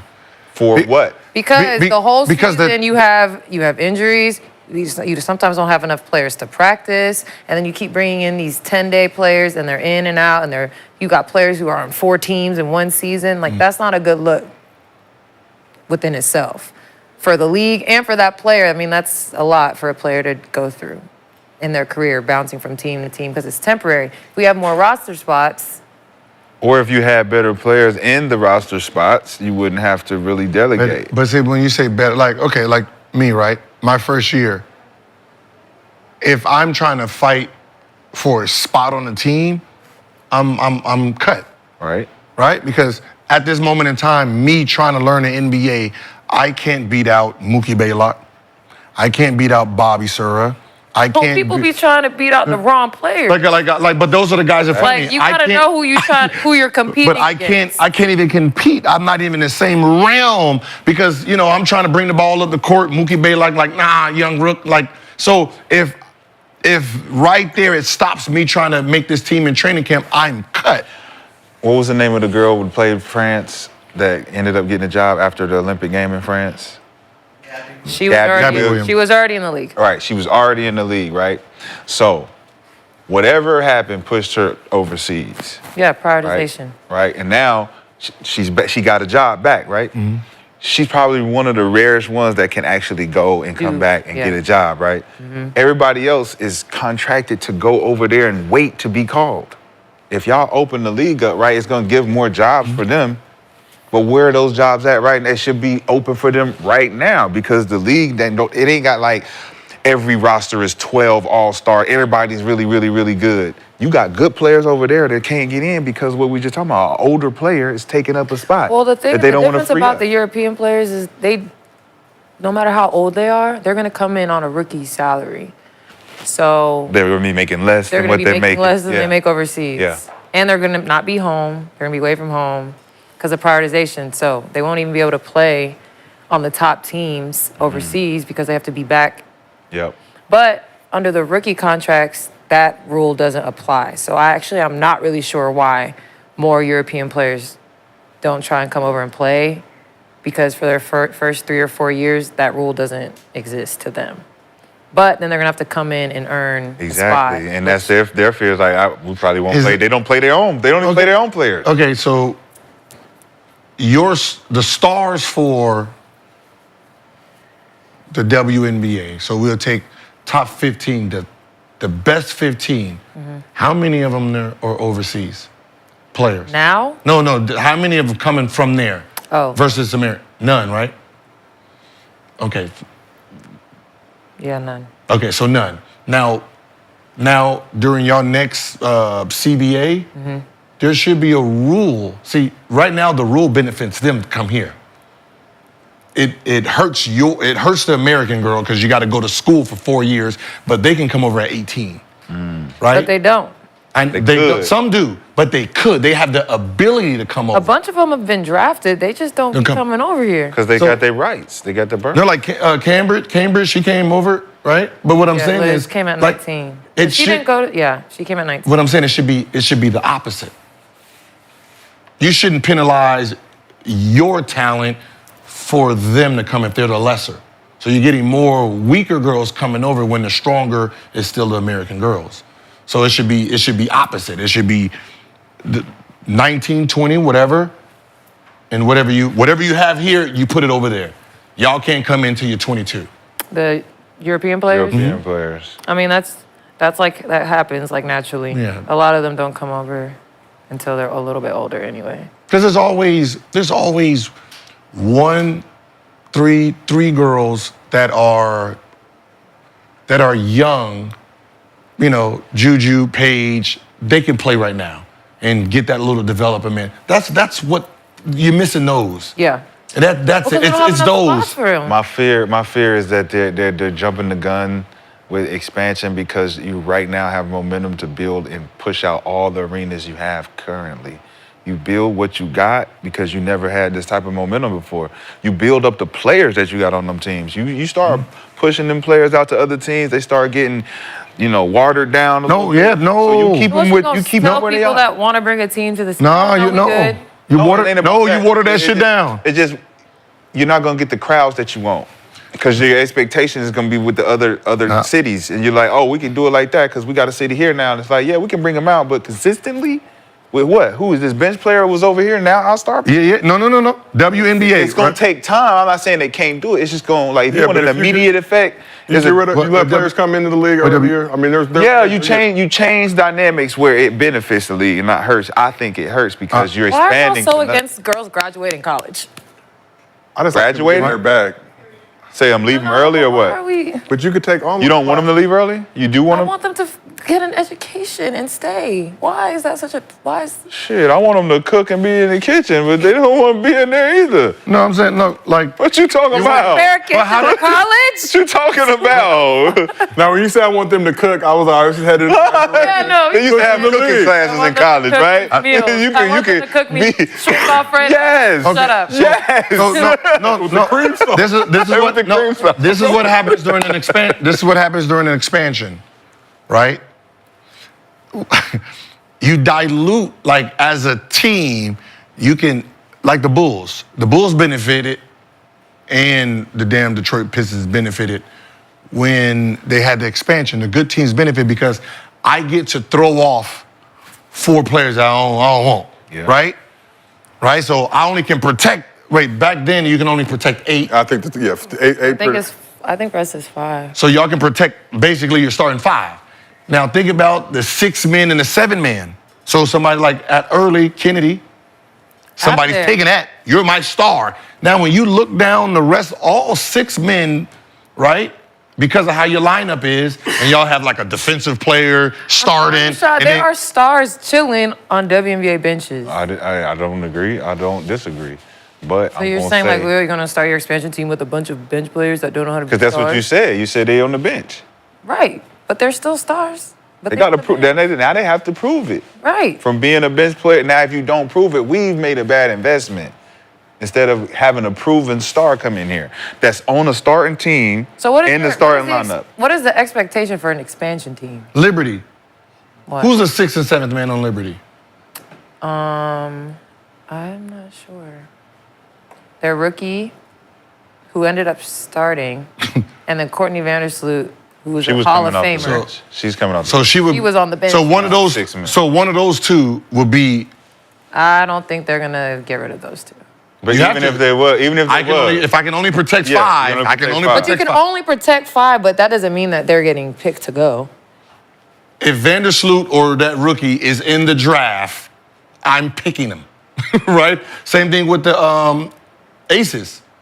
One of y'all got to get in this draft, and obviously that 2 we're going to pick. This is what I'm saying with the draft, with the expansion. Instead of it having 4 Olympians on one team, you take 2, and then if you're going to expand teams, them other 2 got to be on the expansion team.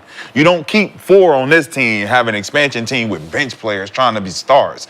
That's where it don't make sense to me. And then I think you can't sign a player that will be a free agent the next after next season.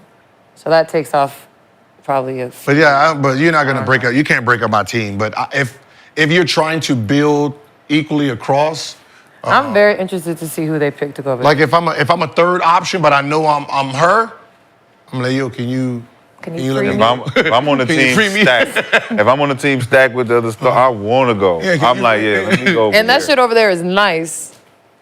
And I'm They got a shooting nice it. facility. They got. Not there, but Scott Skiles. That's how Scott Skiles became Scott Skiles. He was put into the draft. Orlando got him. Then he became Scott Skiles.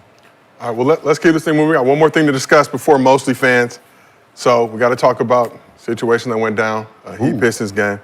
Heat were in Detroit for their NBA Cup opener against the Pistons. Lob play. Appeared on pace to get an overtime win led by a Tyler Hero 40-piece.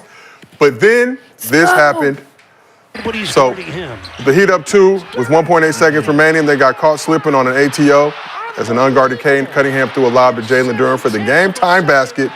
Pissed off Eric Spoelstra, immediately called a timeout. Only problem was Heat didn't have any timeouts remaining, which led to a technical foul. So, a bit of irony or fate, if you will. Jalen Rose was in the building.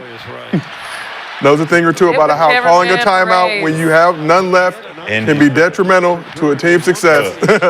So after Spo's timeout mishap, the former Michigan All-American's reaction became an instant viral meme. The Pistons made the free throw to take a 1-point lead. Kevin Love subbed into the game to inbound the ball for Miami, but because of the tech, Pistons retained possession of the ball, went on to get their 5th win of the season. How are the Pistons, Gil? Gil's favorite city, Detroit. Now you know why? Because last year, how Pistons was playing, that's how they were losing games. That's how they was losing. That's how they was losing games, just fuckery. just not thinking, and then, you know what I mean? When you lose it, and that's how they were losing Tables last year. have turned. Right, they tie the game, they get mad. Timeout, no timeouts, free throw, they lost. Like, God damn it. It happens. Give the people their wing Got stop. got so mad that you called a timeout that you did have. So it happens. after the game, Pure anger. Pure anger. after the game, Spo had this to say about his brain fart. There's really no excuse for that. I'm 17 years in. We had talked about it in the huddle. I knew that we didn't have anything. I just got emotional and reactive on that, and I just made a horrendous mistake there at the end. It's a shame, because we really fought back. We had some great defensive possessions, hustle possessions, those 50-50 balls, and then Tyler was just sensational. You don't want it to come down to a mental error like that. Oh.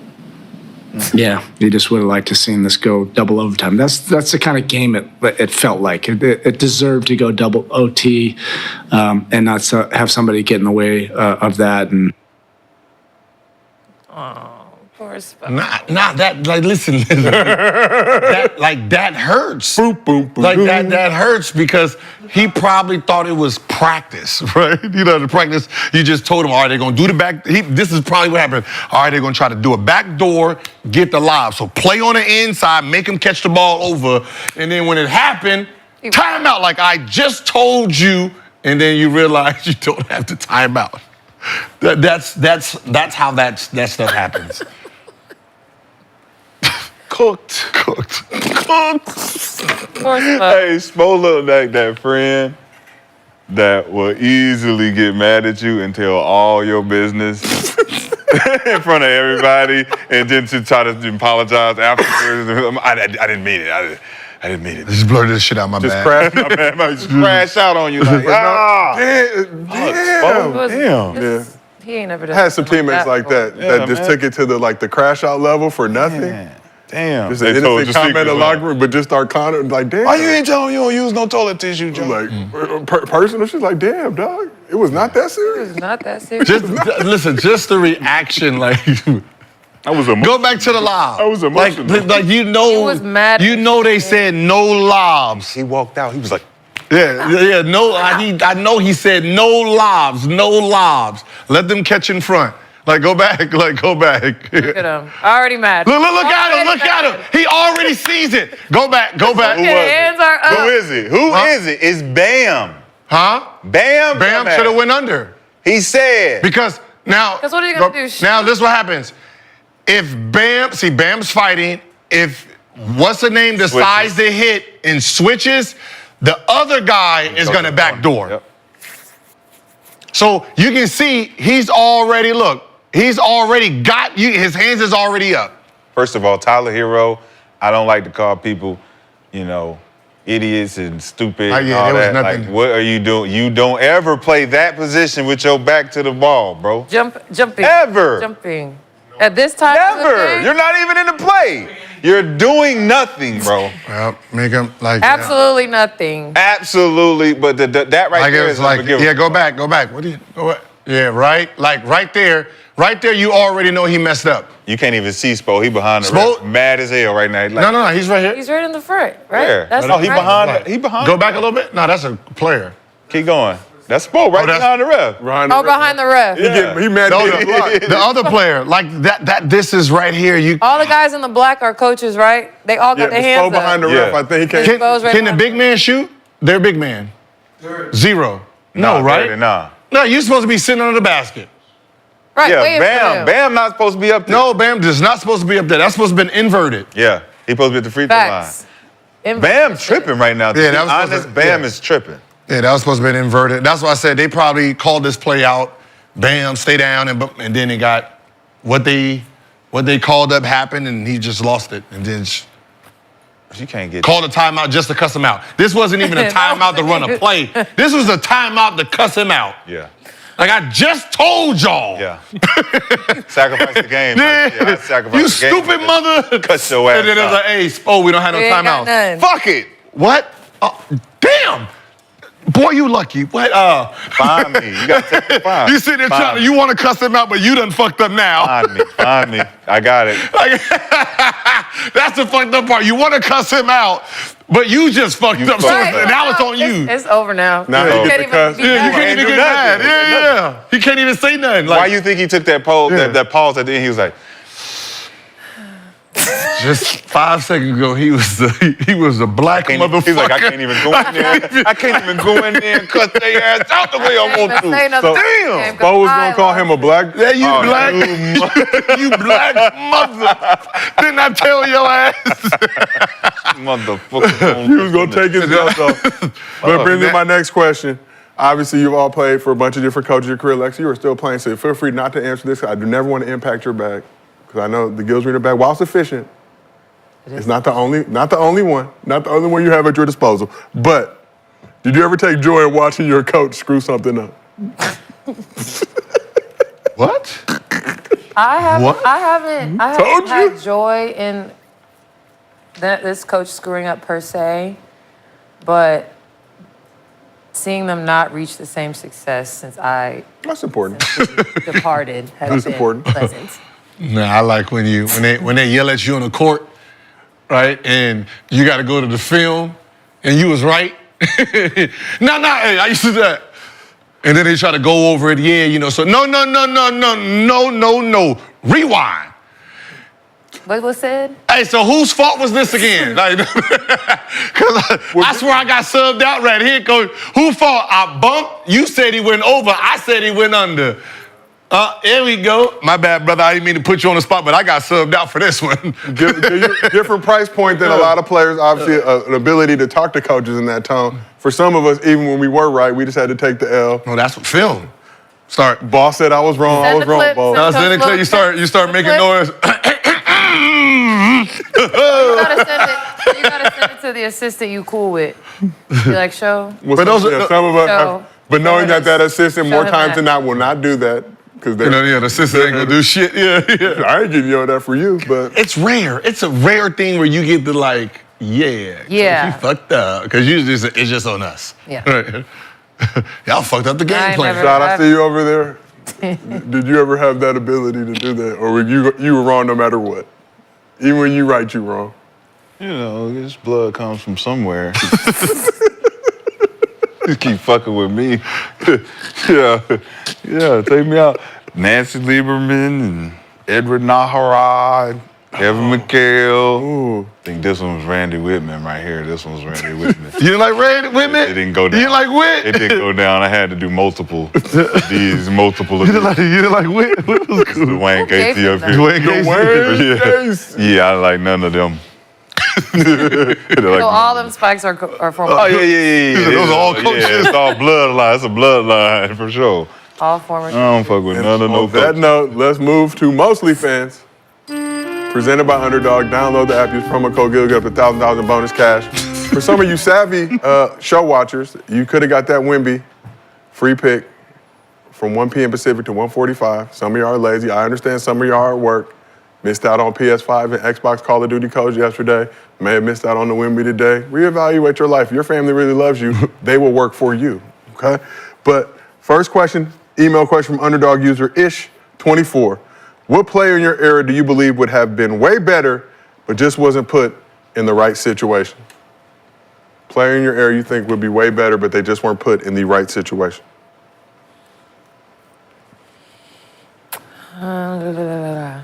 Like, who's just in a bad offense? Damn, Steve Francis. I think when, was it Jeff Van Gundy got there, that's when they decided they was going to run the offense through Yao, and it kind of fucked his game up when he was getting ready to take that next step, right? Mm-hmm. He got That's when Orlando. Yeah, that's when he lost it. Like when Yao got there, that's when the franchise became second Well, they fiddle. played good together that 1 year. It was him, Coutinho, all them played good that 1 year. But I'm gonna say Gerald Green. See, I didn't really get to see young fella like that. Like I see him in the big three, and I'd be like, damn, what was that in the NBA? Oh no, bro. You right. And he had 9 fingers. And his shoe hand, he had four fingers on his shoe hand. Bro, he was different, bro. Gerald Green, I'm always gonna give him his flowers when he played. When I played with him in Minnesota, he was fresh, young off the Boston squad. Him, Sebastian, all them, Al Jefferson, Gomes. But Gerald Green, bro, 6'8", jump out the gym, can shoot that bitch, guard anybody. Wasn't the smartest tool and shit. He cool though. Listen, coachable. He just, he's one of them Kenyan. He's like short wig. Smack you. You ain't paying attention. But yeah, Gerald's probably one of my guys though.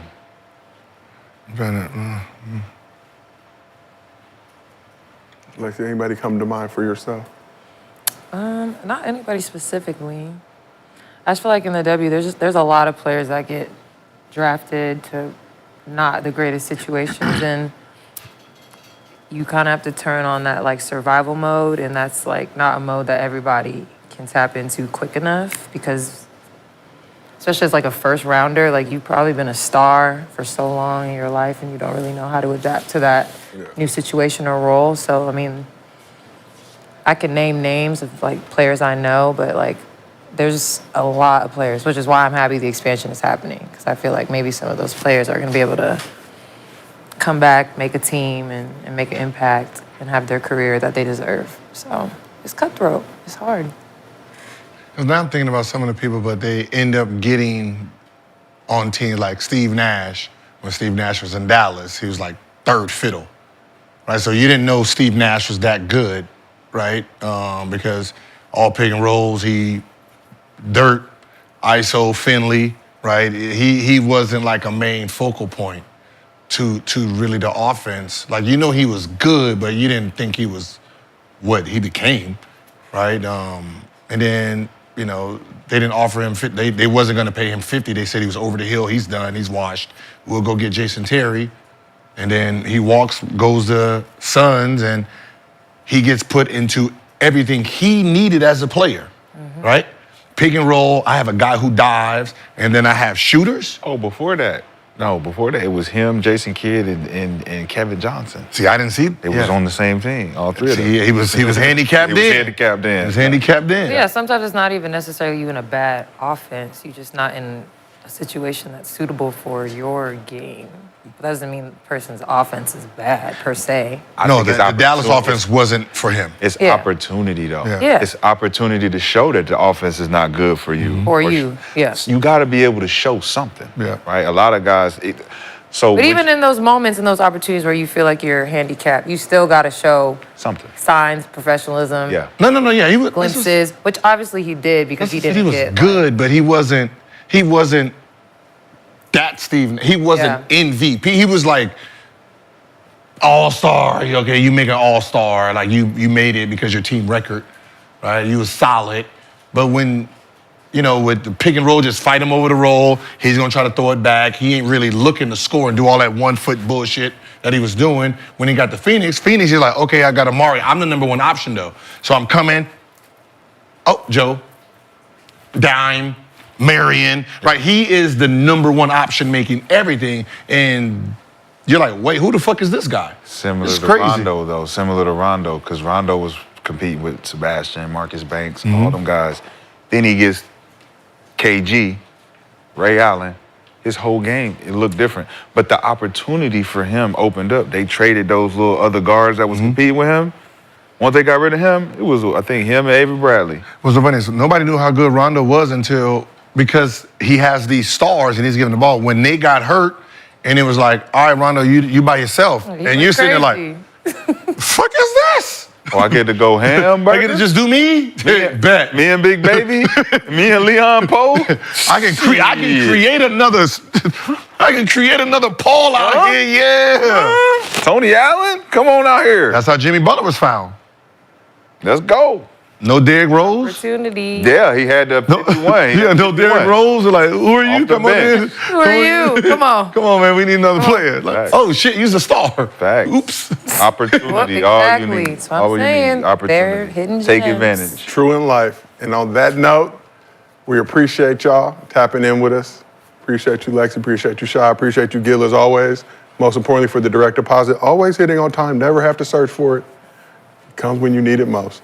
And thank you to everybody in the chat, as always, for tuning in to the show. But this has been another episode of Gil's Arena, presented by Underdog. Whoa, whoa! We will see y'all tomorrow. Maestro, get ready.